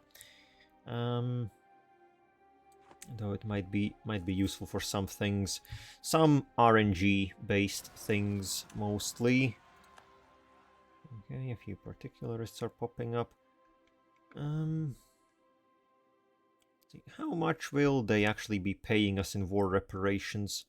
Okay, we get 1.5 crowns a month from war reparations from the Great Zaz, which is quite nice. Plus, a lot of their land is now wrecked with devastation. Yes, that's my present to you. That's my present. So it looks like Segdir is expanding a little bit within the mountain, and also the company of the Grudge Bearers seem to have finally settled in Chechodovar. Yeah, Checho's legacy. I don't remember what... I guess it's the Iron Hold. I don't quite remember what that hold's main shtick was. Our own Verkal Gulan is slowly expanding. They're also trying their best. And I do not know who these are. I think these are... This is some sort of orc or goblin. I guess not orc, these are goblins. These must be some sort of goblins. They are spreading quite rapidly. We'll have to deal with them at some point. Okay, what do we get here? Missionaries. Ooh, missionary maintenance. Missionary maintenance has gone up by the looks of it. Okay, yeah, missionary maintenance has definitely gone up. I assume I lost one of our buffs. Because I think we had like a 50% reduction to missionary maintenance from one of our missions. And, well, yeah, I guess that wore off. Now we're back to more usual numbers.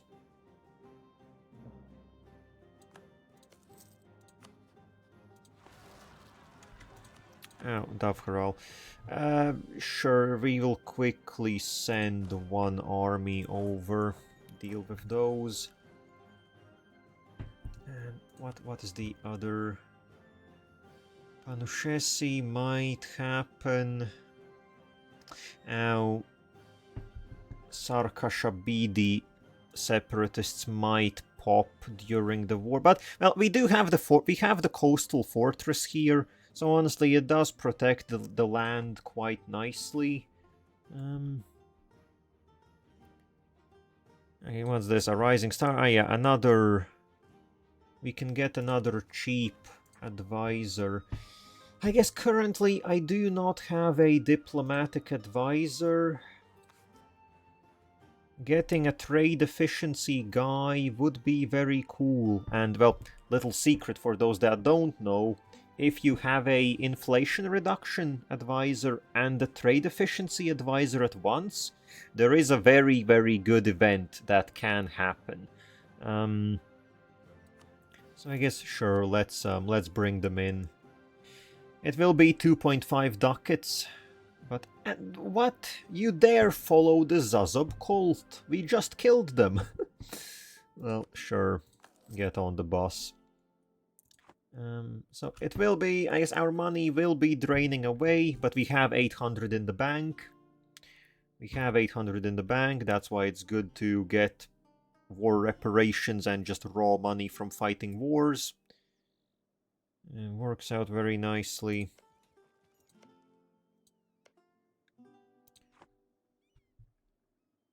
Also, could you people please keep an eye on your homelands? You're currently not... Also, how is the command doing? The command has gained troops throughout the war. The Raj has lost troops. Yeah. Oh yeah, the Raj is... Well, no, actually the Raj is still relatively healthy. I guess they're not doing that bad.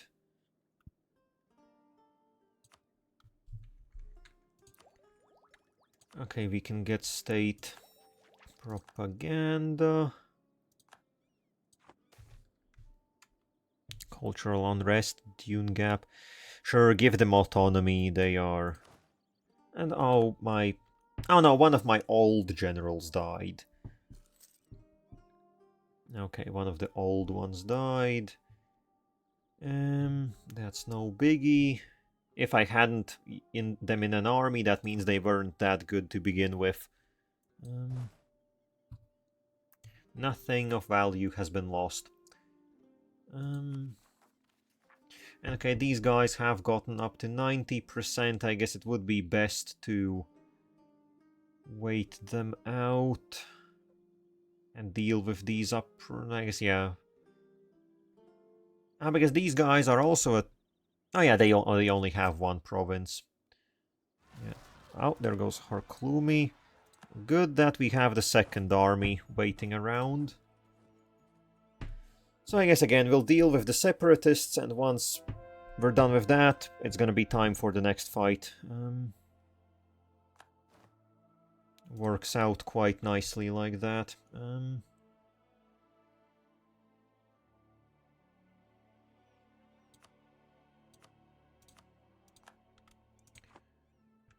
Keep converting. Oh, that we had some losses there. A bit over 1,000. Don't want to see that. But still, manpower is what? 19,000? Having 19,000 manpower as the Jadd at this point feels weird. Usually, I remember back when I first played, I was starving for manpower. Just needed more and more of it all the time. Oh, what's this? Some border changes? Gokzala has returned. They are guaranteed by Muhakar. Who the hell is Muhakar? Someone. They don't have a military. Interesting. And I don't know Muhakar. Yeah. Oh, and this is... Okay, this is now all sorts of messed up. What is this border gore? Well,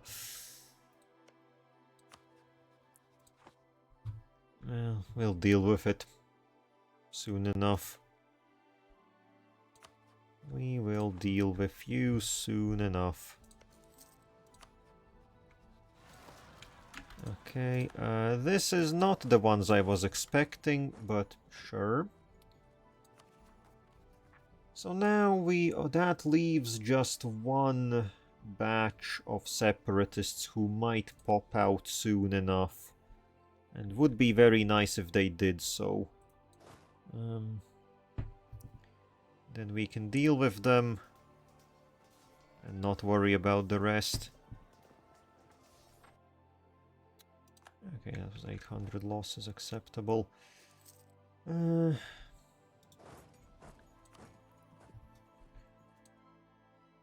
yeah, also oh right, I forgot that actually, right, humiliating the Great Zaz, I did have them rivaled. Yeah, so that was... Okay, that was actually a age goal completed. We might still get some benefits from that.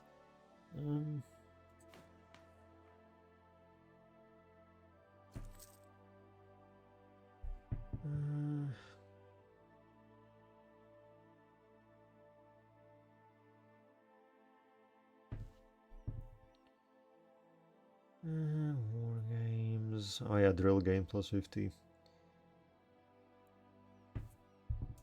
Okay, so I think what is the current situation? So I'm just waiting to clean up those.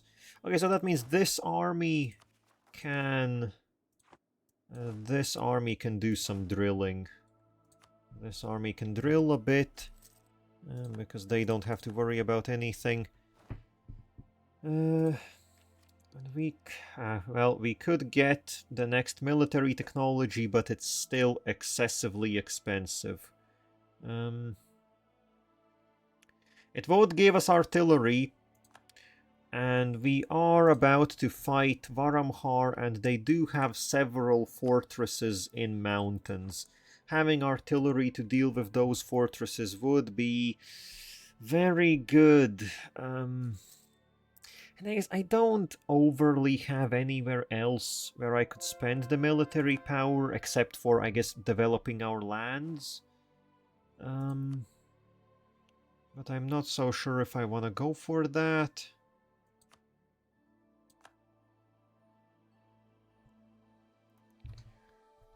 So honestly, maybe... I guess I will wait maybe a little bit for that tech. Maybe get it a little bit cheaper at least.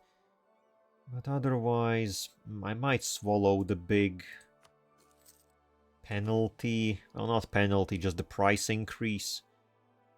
Yeah, not having... Then again, not having Renaissance... Oh, but Brasan has spawned the Renaissance. Which is interesting. Did they develop it? The Entreport of Bolvar. They are 31 development. I assume maybe they developed enough to spawn it in. Which means if I conquered them, then I will also have. So maybe, yeah, maybe I don't have to spawn it myself.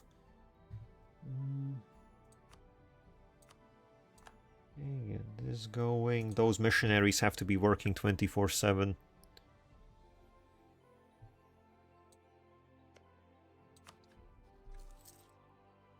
Ilium is no longer a valid rival. Very cool. Wait, they just ate their vassal, which made them weaker. Yeah, sure. I guess it could work like that, at least maybe as far as the game calculates it. Sure, so we need a new rival. I don't have the slightest clue how Haraktseta is even available as a rival still. They literally do not have an army. I could rival Elisna, but I'm not really sure if I want to do that. Though I think I will be getting claims on their lands quite soon. Honestly, I need to go to war with Birzantanshesh quite soon. But I do still have royal ties with them. Ooh, they also have everyone around is getting powerful magicians as their leaders, and here am I. Well, I guess, okay, I say everyone. It's like one nation has gotten one. But sure, who do we rival? Let's just rival Eslizna, sure. This will happen sooner or later, so might as well do it now. Great Zaz has rivaled me, as if I care. You wanna go? You wanna go? Them's fighting words. I'll fight you. I'll beat you.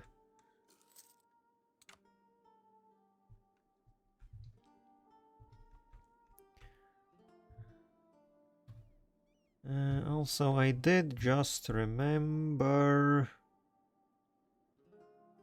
how is trade looking? I guess currently trade isn't still that big of a thing.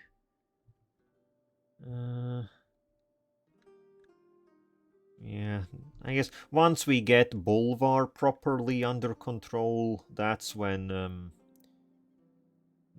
trade will become more important as a mechanic. Also, like, once the golden highways get established and things along those lines.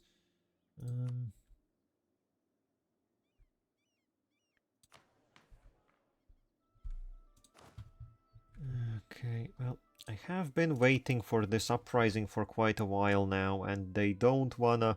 Oh, because they're down to 2 point... Oh, I think I convert... Okay, I think I converted them, so now it's dropped really low. I should have noticed that sooner. I think I will spend 2 months just making it so that... because there still is like a 3% chance that they might pop. I would rather avoid it, so we'll secure it, and yeah, sure, where is the technology? Do we have... Okay, it is slightly discounted now. 1200, yeah, that is basically all of our military power, but sure, give me. Also, right away we get bronze cannons. Copper is now more expensive. And okay, so what sort of artillery do I want? Large bronze mortars, sure. And I guess we have 2 slots for military units, so let's get 2 pieces of artillery. They will be much more expensive than what we have in the rest of our army, but that's just how artillery is.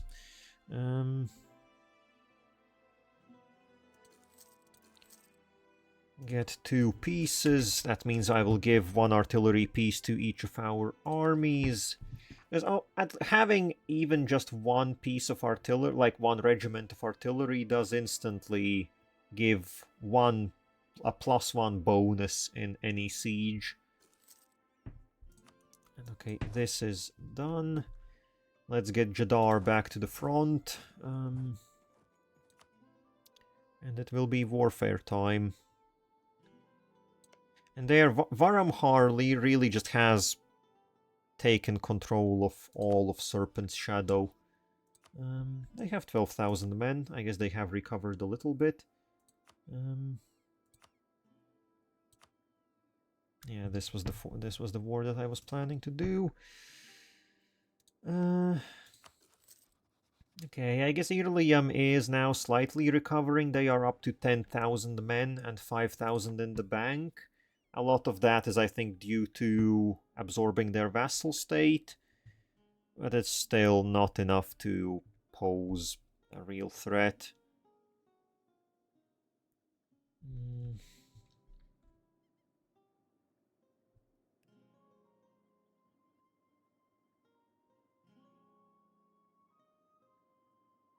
Okay. Ooh, the Tlukt will soon...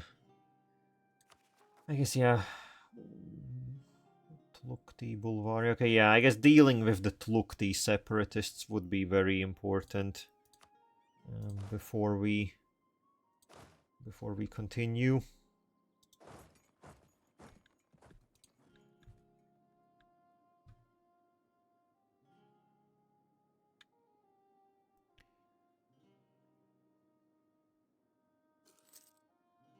Okay, there we have one. Oh, well, yeah, speaking of, there they are. Well, they are next to the castle, so even if they capture stuff, it won't happen. No, Hardy. We are killing the people that... We are killing the monsters that eat others. We are not like that. As much as you might dislike it. But hello, hello. Haven't seen ya in a good while. On to new games, as you can see.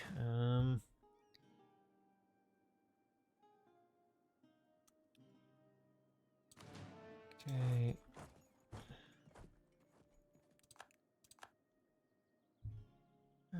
So we'll have that bit of arty.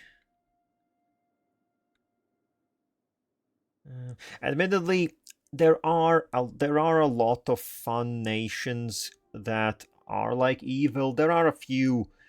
There are a few campaigns that I am considering, mostly like playing together with a friend, because there is a fun pirate nation, I think, which I'm looking forward to. Also ogres, if I'm not mistaken. Ogres got they got a quite a big buff in the latest update, which I haven't looked at them previously, but I imagine they're a fun one. And admittedly, I have played Evil Nations in the previously. I think my first campaign in Anbennar was playing as, I guess, like the main vampire nation in the game. Because there is one in Fantasy Europe, in totally not Fantasy Romania.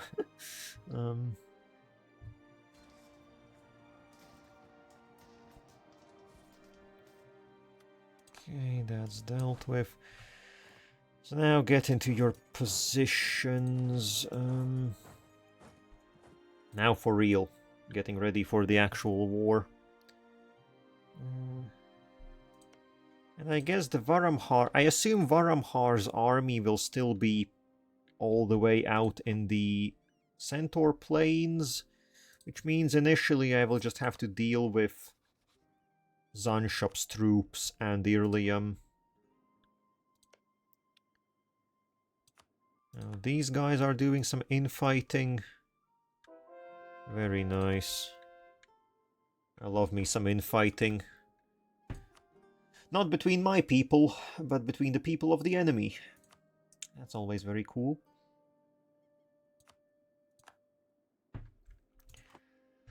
Okay, money is draining. Yeah, I could Royal Marry Irlium, but sorry, boys. That ain't gonna happen. So actually, yeah, since Varamhar's army is somewhere marching about, I guess I can. Then again, Irlium does have a few fortresses. Specifically, they have a level 3 fort in their capital. So that's gonna take a while to deal with. But still, we can give it a shot.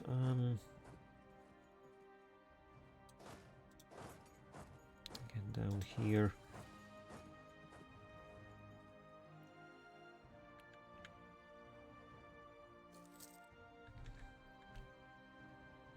So what were the... Okay, the Bulvaris are right here. If they decide to pop, I can deal with them. Okay, so let's start the war with Zanshop. We're gonna be calling in everyone. Well, everyone. That's Varamhar, who are guaranteeing them, and then Irlium, because Irlium is allied to Varamhar. Take Bulvar. That's our goal. Let's cook. Let's cook. First would be nice. Yep, catch their army. Catch their army. Deal with them. Yep. Literally, as soon as it hit the shock phase, they just got deleted. Instantly. That is quite something.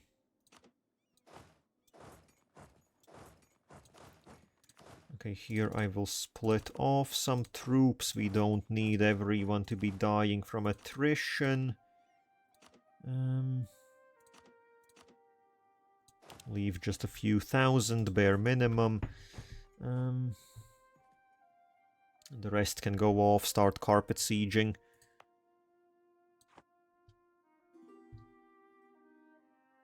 What's this? Who are you? I don't even know you. How is someone who I haven't met asking me for military access? And no, I don't care. Figure it out yourself.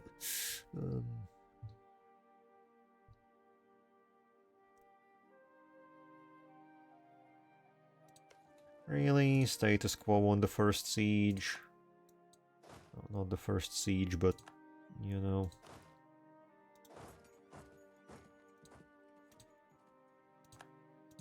Okay. More provinces converting, very nice. I guess I should start sieging. Let's just leave. Let's leave most of the cavalry home. Just send in the troops that are necessary.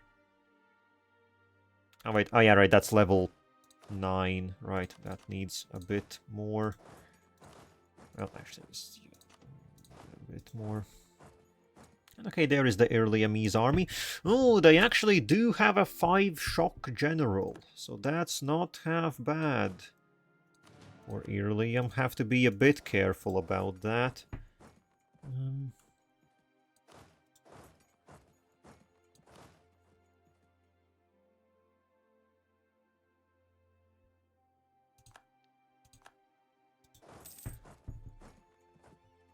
I do have to be a bit careful of what they decide to do.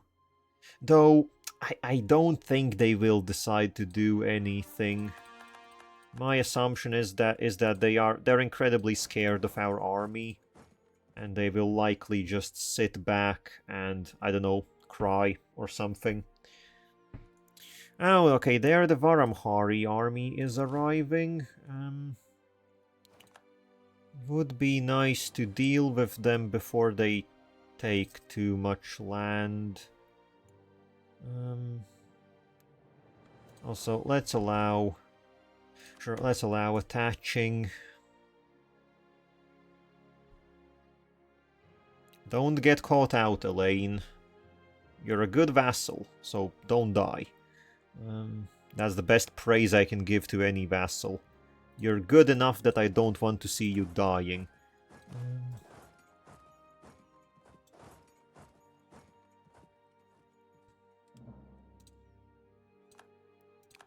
Great Storm. Yeah, the centaurs just fighting between themselves all the time. Well, really, the Great Storm does seem to be quite great. Well, not as far as military goes, though, or technology. Goddamn, they're actually horrifically bad technology-wise. They shouldn't be this low. Like, I know that they have issues technology-wise, but they should not be that low. And okay, this is a siege completed.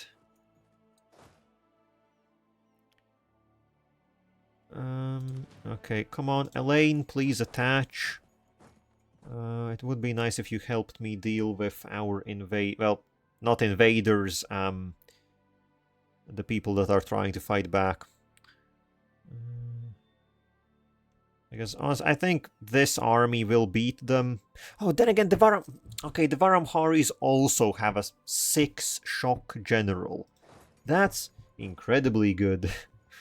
For a nation which I don't think has any real bonuses for that.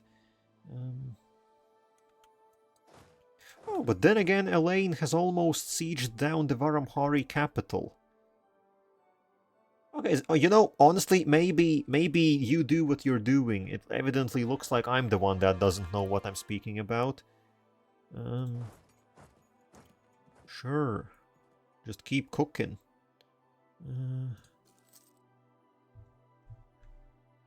Just keep cooking. Because, yeah, their army is falling back. Oh, no, now they're again, well, a bit indecisive. And indecisiveness is what loses you wars.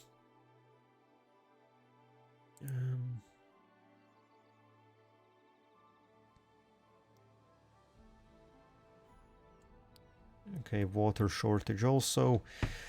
Well, all I can say is things are coming along very nicely. Sieging, yeah, like all the vassals deciding on their own to siege fortresses. The enemy is sort of bumbling about. Is the best thing you can really hope for. We can conserve our manpower as much as possible.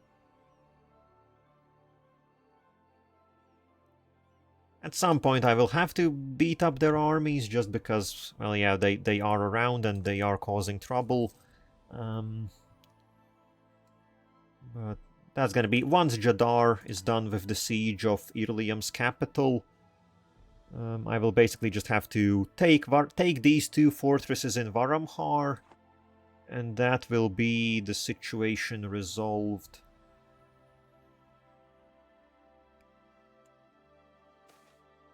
Oh, oh yeah, oh well, there goes the capital of Irlium. So sometimes when you capture big cities, there is a sacking event, which I do not want to ruin the city. It's a good city. Plus, this is a very good way to get 5 army professionalism. 5% army professionalism is a lot, considering that 100 is the maximum. It's not really a super important mechanic, but for us specifically, it's relatively important. There are some missions that require having professionalism. Plus, it only costs a little bit of money to pay our soldiers instead of letting them loot and ransack the entire city. So make it a nice looting. This now means we can pull... Oh, what's this? Trader. I will gladly lose some legitimacy, gain mercantilism. Mercantilism is a very good statistic. It just boosts your... most primarily, it boosts your trade power, which means more money. More greens. More dollary dues.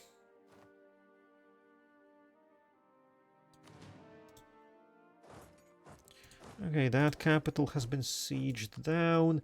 I guess now we go and beat the main army. The main Varamhari forces. Yeah, meanwhile, Tekkar al-Makan has almost finished sieging another fortress, or at least they're making very good progress on it.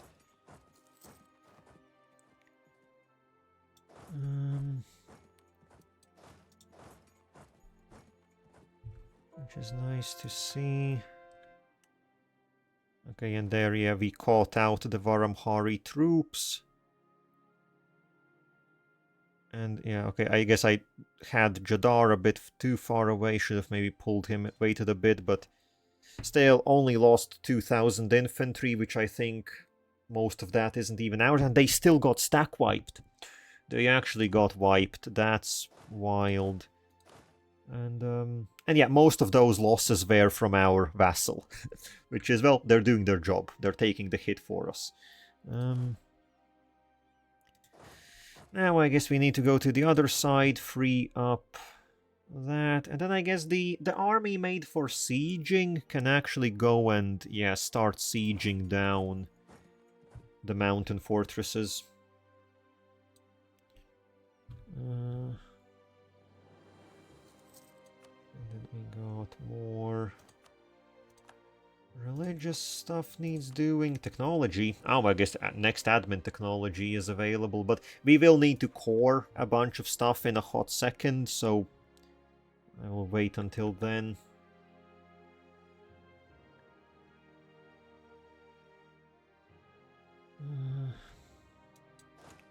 So, okay, we won't be needing everyone here. Leave the cavalry behind, leave most of the infantry behind. Only the actual siege troops need to go in.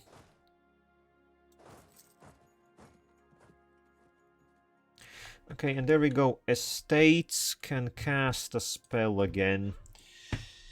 So, as I said, I guess I'm giving them reduced research regulations, which boosts it up to 36 influence. Which then means we are barely but somewhat into the middle bracket, which gives us medium spell strength. Which I hope is good enough for something. And actually, one thing I will do is, might be a bit cheeky, but this is the one time in the entire game where I will allow myself to be a little bit cheeky. Let's just make a save file. Just in case, you know, just in case. I don't know if I will want to use it, if I will want to fall back to it. But, yeah, well, a little is allowed. Because, you know, this is, I guess I mentioned this before you were here, Walter, but, like, this is, like, the entire thing about getting the heir with the magician abilities is... like, that's a thing which will dictate the entire run. Well, again, not dictate, it's like, it's not necessary. I played my currently only Jadd campaign without having a strong magician ruler, because I didn't know it was necessary until very late into the game. And I guess the good thing is, it doesn't block you from completing the mission tree. But there is a little branching off path which requires your ruler to be a spellcaster. And it's a very good branching path.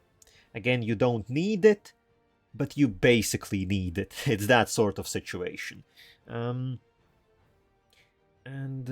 yeah, this is... and like, the problem is, this is the only thing which is basically RNG dependent. I guess they did try to make it a bit less RNG. Because you, like... you do start with a heir which isn't in your country, but we didn't get them, because Jadar just doesn't want to die. Because he's a Chad like that. He's been leading our armies for 30 years now, on the front lines. Doesn't want to die. And now that I said it, he's gonna keel over in 2 months. With my luck. But yeah, I guess... because the rest of the campaign, I would say, is... it doesn't have RNG. And that is one the reason why I also love Anbennar, is... they have reduced the amount of RNG that you need to rely on quite a bit. Because in base EU4... there is just a lot of stuff that can happen which makes a playthrough much harder. Or there is stuff that can happen which makes it much easier. And I don't like that. I have to say, I like my strategy games to be about strategy, right? And planning, and I mostly want to be aware of what is possible and what is not possible. Having to gamble a bit with RNG... not my thing, so hence why the save. Because I guess so. This will now cost more money because I think the price of the spell is linked to how big your economy is. So yeah, this will be not perfect, but it's not the end of the world. So now who knows how the RNG will play out.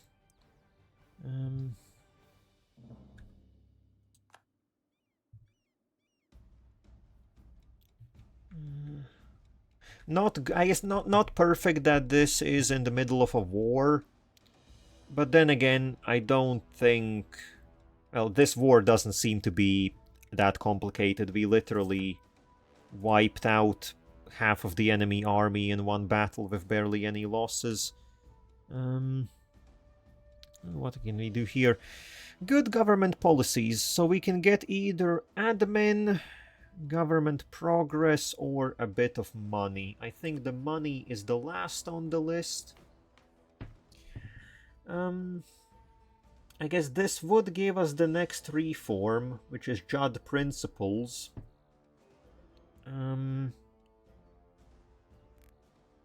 Which is quite a good buff. +1 missionary strength, more tolerance of the true faith, or just 50 raw admin. We get the admin in like 4 months. Meanwhile, the government reform progress is much slower. Yeah, so I guess invest the money in our government. Yep.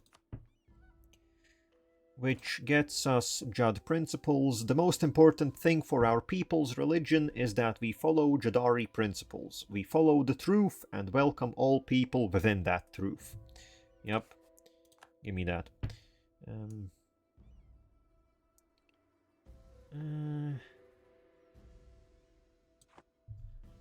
Okay, so... ooh, the Empire has had an election and a new Emperor has been crowned. Istralor, I guess is the pronunciation. Okay.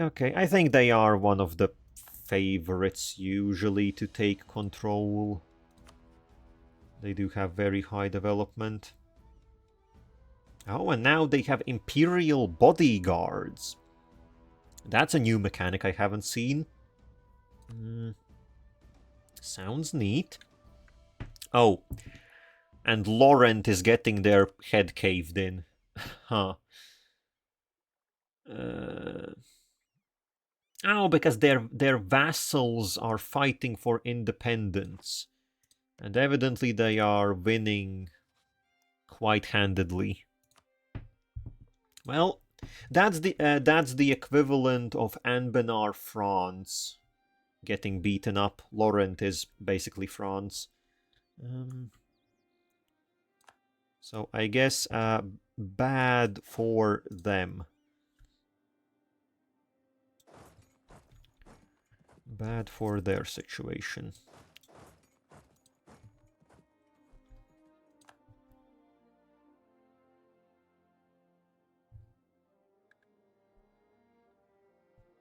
Okay.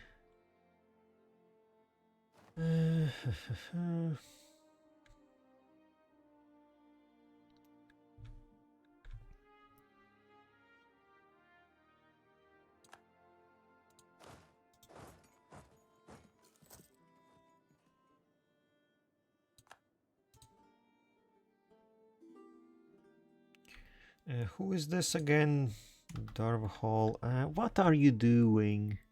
You're all the way over there. Why do you want military access? This isn't gonna give you anything. Piss off. Don't annoy me. Now the adventurers once again insulted. The adventurers will be adventurers. It's a bit sad that with the since the Jadd, I guess, got now unique estate names, they have the Kigkasil instead of adventurers. Because for every other nation that doesn't have unique names, this just says adventurers will be adventurers. And you know, being like a tabletop RPG player, playing as an adventurer, often it's like, they're a weird bunch. Just let them be. Let them do what they're doing.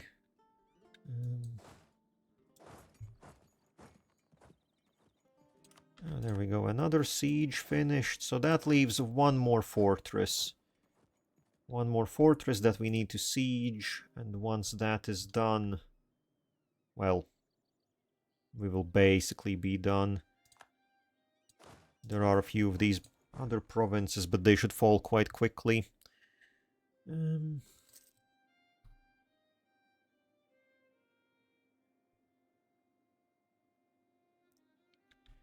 And then I will finally be able to start piecing everyone out. Also, piecing everyone will give us a lot of money. And as I assume they should all be decently rich.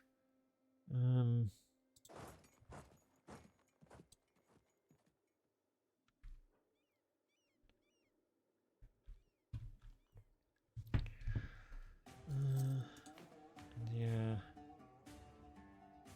666. Okay, actually, I have the most development in the world. I'm just not the first great power because I'm lagging behind on institutions. Yeah, that's wild. I'm surprised that no one else has really jumped up. I guess that implies the devs are doing a decently good job balancing things, that no one is really pulling ahead.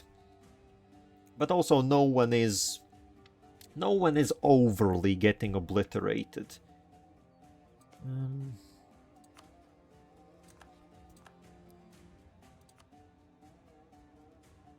Except the Raj. Okay, the Raj. Okay, the Raj has been beaten up quite substantially. The Raj has been beaten quite well, they still have a combined 60,000 men. I guess maybe, well, interesting. They're still holding. Oh, they just pieced out. Okay. And they have gotten rid of more corruption. Okay, looks like the Raj will not collapse on its own. The command almost managed to push them over the edge by the looks of it. And I guess I will have to finish that pushing. Doesn't seem like they will just keel over on themselves. But honestly, the command started the job quite nicely. And okay, here we go. We got the outcome of our... yeah, we got a miscarriage. Healers are looking after them. Okay, I guess this is a improved outcome, since previously both the child and the mother died. This time it was only the child. So it's, I guess, pushing up the magicians was, I guess, worth it. But still unfortunate, because still that means things didn't work out for us. Yeah.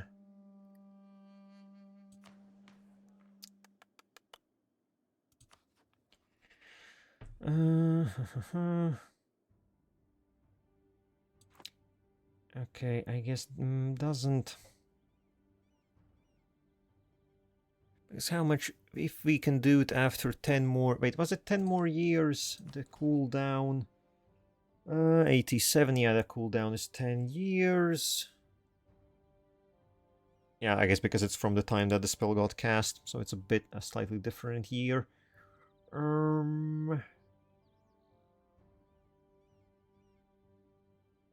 know, I will allow myself to be cheeky. This once. No, that's not the one before the spell. This is the one. I know it's bad content. Please forgive me. I have sinned. I have sinned. I will need to repent in some way. But also it's a Friday. I don't want to worry about things.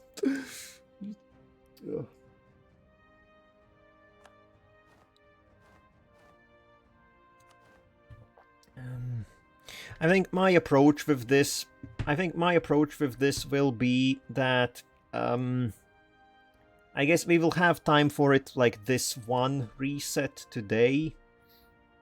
And if that also fails, I will maybe give it like 1 or 2 tries off screen, you know, in my own time. And if that doesn't work out, if I give it like 3 tries and it doesn't work in the end, I will take that as a sign, and I will accept that, okay, this isn't meant to be right now, right here. No, your streamer status has not been revoked this time. Thank you, Walther. Thank you. You're a benevolent god. I accept your benevolence. Also, I will do the diet because this is, I guess, another way to get 5 influence, which might help. The rest isn't worth it, though. And what do I wanna... I hope EU4 goes on sale sometime again soon. I think no doubt it should. I think it's very much at the point where it's such an old game, right, that they put it on sale quite often. Especially EU5 is approaching. I guess not that soon, it's maybe still a few years, but no doubt that will have a big impact on sales. Plus, I guess whenever the next expansion or DLC comes around, should be a good time. Okay, and we will do this. Edus was seen as a good province. Yeah, we can definitely improve this. I will actually do it right now. And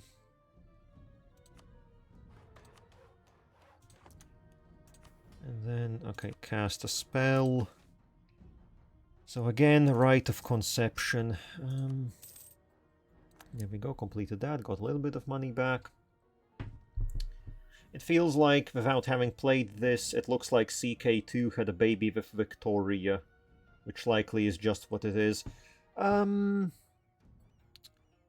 guess because what, EU4 came out...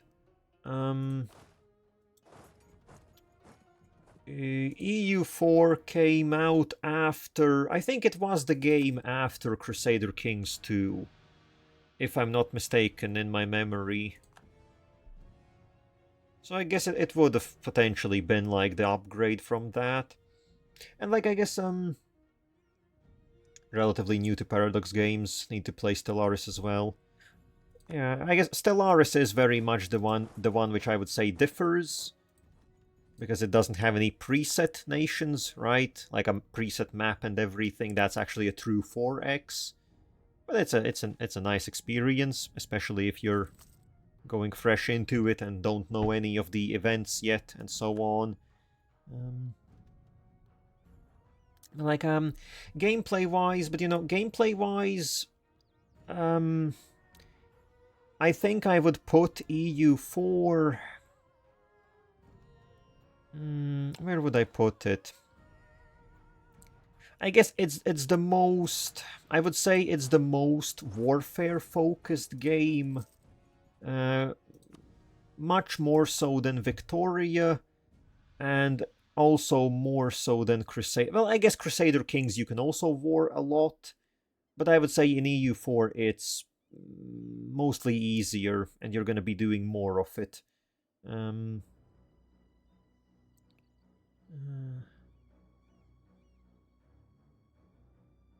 then obviously it doesn't have as much...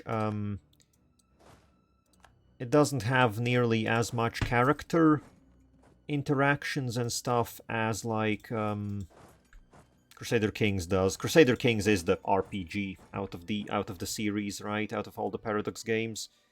In EU4, your ruler is really just 3 stats, and then they get 3 traits. And that is basically it.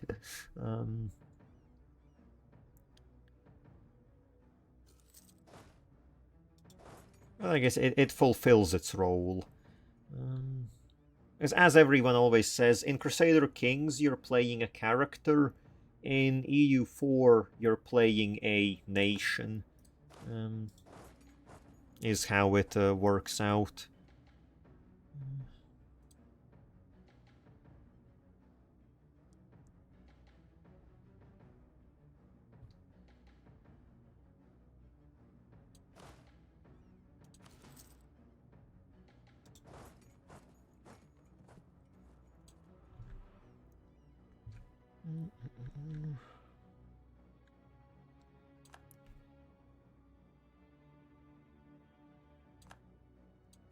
Okay, capture this. No, I don't care about your extended car warranty. Stop calling me.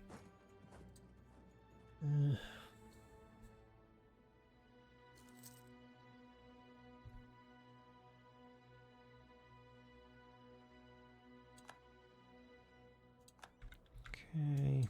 And I guess, yeah, the only relatively good thing about this entire slight save scumming situation is that I guess it's during a relatively simple war.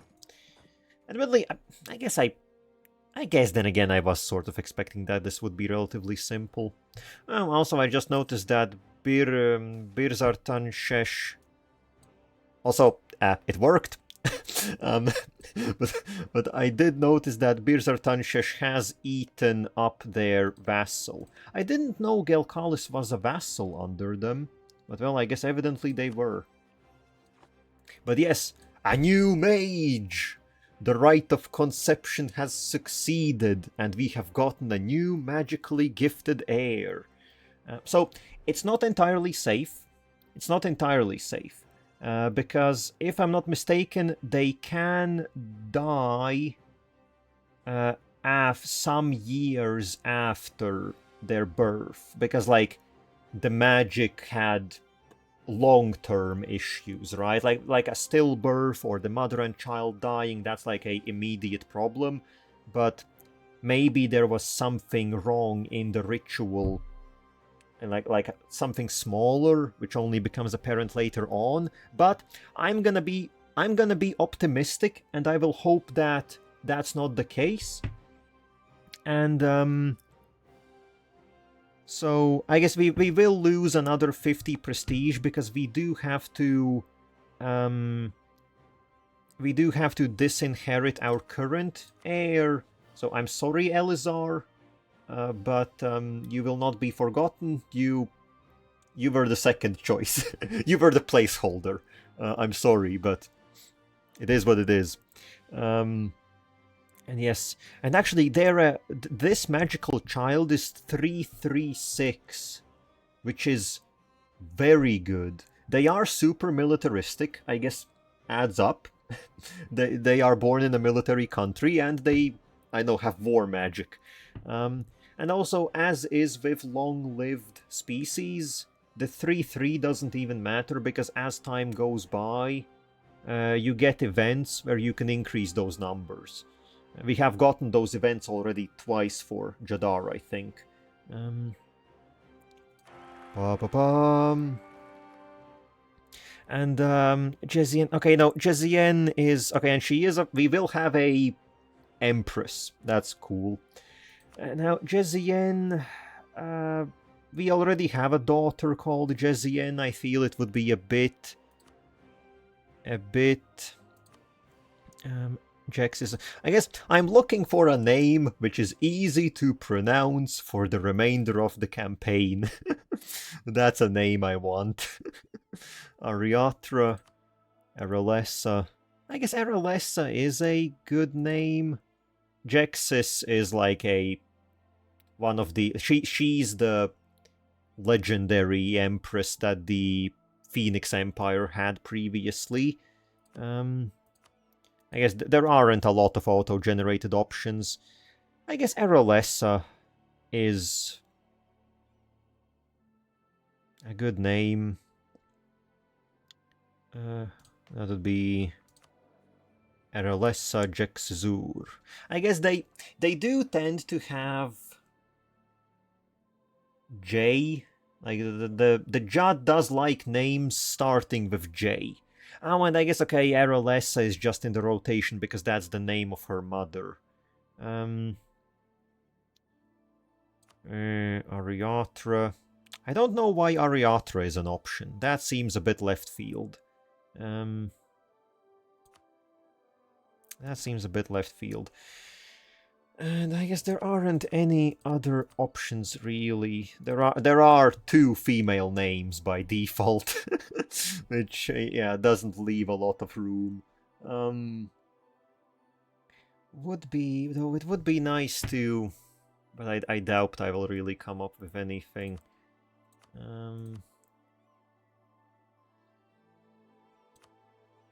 Cesar. And you know, this is also extra problematic because I'm absolutely terrible at coming up with names. In any tabletop RPG or anything, this is my #1 issue, naming a character. And I guess here it shouldn't even be that important, but as I said, this will be a name that hopefully I will have to read for literally the rest of the campaign. So it better be a good one, right? It better be a good one. Can I do some sort of chimera combination here? That's always a fallback I use. Damn.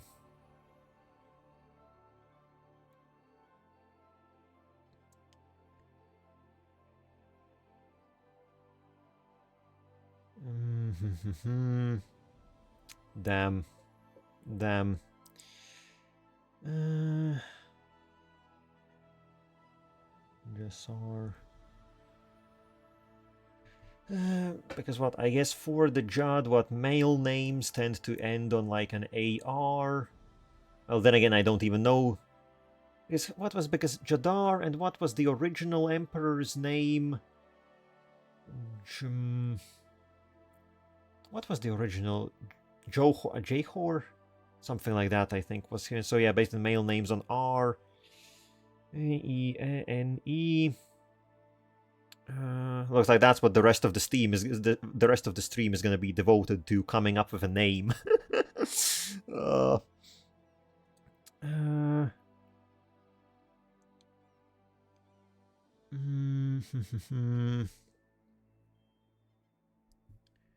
Jazalessa.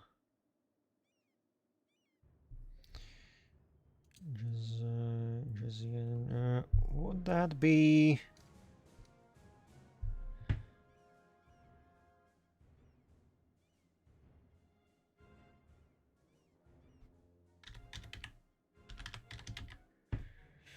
Jazalessa. Does that sound? I guess I'm asking. Does that sound like a name? Considering all of these are made-up fantasy names that literally have either none or very minimal anchoring in real life languages. So Jazalessa. Yeah, I think a problem is that the guys that came up with the basic names, they're very good. Like Jexis, it's short, it has the J, it has the X. It's a very good name. Jezien also a bit longer, a bit more feminine, I would say, but like they are good names. And one problem I find is, I guess, like once you see a good name for a character, it's very hard to get that name out of your mind. This is, I think, one thing I usually get stuck on. If like I think of a name for a character, but I'm like, okay, it's a good one, but it doesn't quite fit. And then I want to think of something else, but that one name is already ingrained, and you're just, it's like a brain worm. You just can't get rid of it. So honestly, I think maybe then again, well, no, I have to finish this here and now. I thought maybe we can end and I will think it up off screen, but it's a big enough thing that this needs to be seen by the people. So I'm not Jexis here, Jexis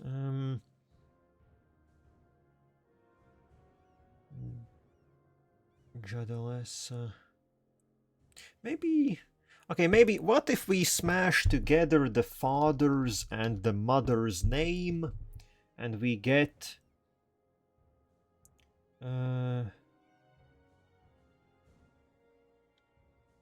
Jadalessa Jexizuir. That sounds like something. Or I guess we could cut out the DE and get Jalessa. No, that sounds too much like jelly. That sounds too much like jelly.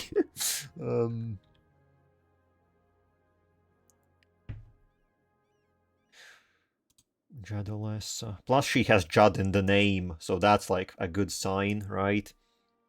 Jadalessa, Jexazir. You know, sure. Yeah, I think this works. I think this works. Jadalessa, Jexazir. And also, actually, where is the... I want to keep the fancy E. I don't know if I have that on my keyboard. I don't think I do.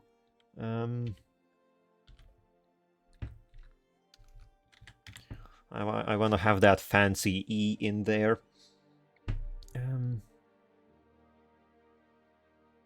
Okay. Such shall be the new name. All praise be to Jadalessa Jexizir. Okay, and that... Well, that's... I guess that's a good a point as... any... Well, okay, I should finish the war. Then again, you know, I think the war can wait for next time. I think this is a momentous occasion enough. The war isn't that important either way. It's gonna resolve itself quite easily. Because, yeah, as I mentioned, it will be nerve-wracking until... It will be nerve-wracking until she grows up. Because there is that... Also, well, with any heir, there is just the chance that they die. Though, spoilers, if she dies from like a vanilla event, which is like a hunting accident or something, well, yeah, I will reload the save without remorse. That's... also, I think I will let it tick over 1 month, because that's when the powerful magician trait should manifest, if I'm not mistaken. If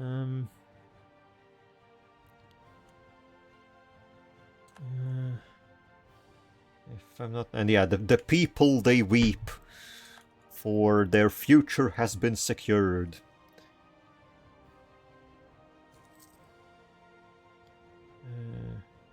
I don't know. Okay, maybe the powerful magician trait manifests itself only as, like, once they actually turn of age. I guess that could also be the case. So sure, that's a month turned over, and hopefully that will be the only situation in the entire game where I really have to gamble with RNG and have to overly rely on some saves coming. I would like to do the rest without anything of the sort. Okay, so saving over, and that's gonna be... Yeah, that's gonna be that then. I guess stuck in a bit of a war, but we managed some decent things, and I think now at least that's gonna be a big load off of my chest, hopefully, and now we go into full warfare mode, full expansion mode. Well, not like we haven't been in that mode for quite a while now, but you know, even more. Even more so. And then, yeah, I guess thanks for sticking around, Walther, as always. Hardy, popping in. And, yeah, as I said, like, the YouTube channel, I haven't linked it anywhere yet. I haven't posted anything there yet. I will try my best to get that set up over the weekend. But I don't... Maybe it will be ready for Monday. Maybe it won't. I guess we'll see how that works out. But either way, I have started the process, so now there's no turning back. That's at least how it is for me. And yeah, enough blabbering. Happy Friday weekend. If this is on YouTube, then God knows whenever. And see ya on Monday. Should be as per usual. Bye bye. And praise be to the new heir.